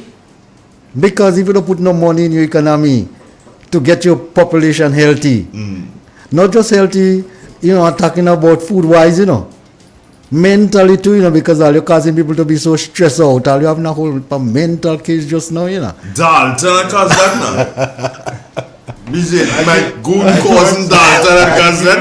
That's what you want to line you up this morning. I give my family history. Dalton do that, Remember the one Kennedy Budlal and Dalton is ring and finger. No, but you see, him and Kennedy tight, but me and his blood. You and his blood? Yeah. Tighter. Well, come on. I ain't not to say that though. Kennedy and Mr. Archibald, I remember I started a sports club in Poetry. Had some of the greatest talent. Hey folks, news coming in a moment. And after the election in '96 and in period of one, both KB and Mr. Archibald came and asked me to join them to help continue develop what I was doing. I took that opportunity because the youths and the talent was, if we didn't have a country and tongue problem, we would have had a lot of talent emerging as international staff from our poetry. And I did work with Archibald throughout and build that strong relationship. Yeah, but you would vote them people now. I would have saying, I don't listen. That's not what I'm saying to you, because no. I don't tell you is one, I tell you vote for them now, No. That's what you do, Andre, a good friend of mine said, BG. Yeah. You want to bet, that was in the 90s, I didn't believe him. He said, BJ, you want to bet by the turn of the century here, you go see all them pseudo-revolutionary, them false revolutionary. Yeah, man. I didn't build the man, I didn't build the man. Yeah. It's only now. You realize? I realized that. So, always revolutionary. Not you. I'm not talking about you. No, listen. I don't worry about it. I know you realize you make a mistake. I know you realize you make a mistake.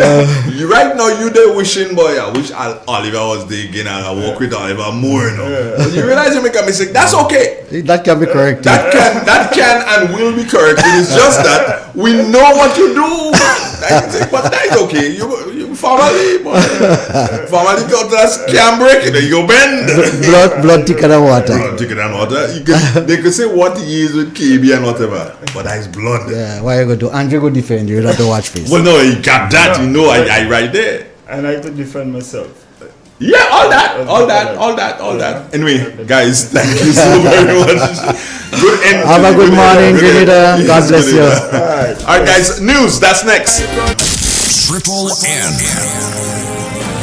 Informative, entertaining, and first. Every hour on the hour.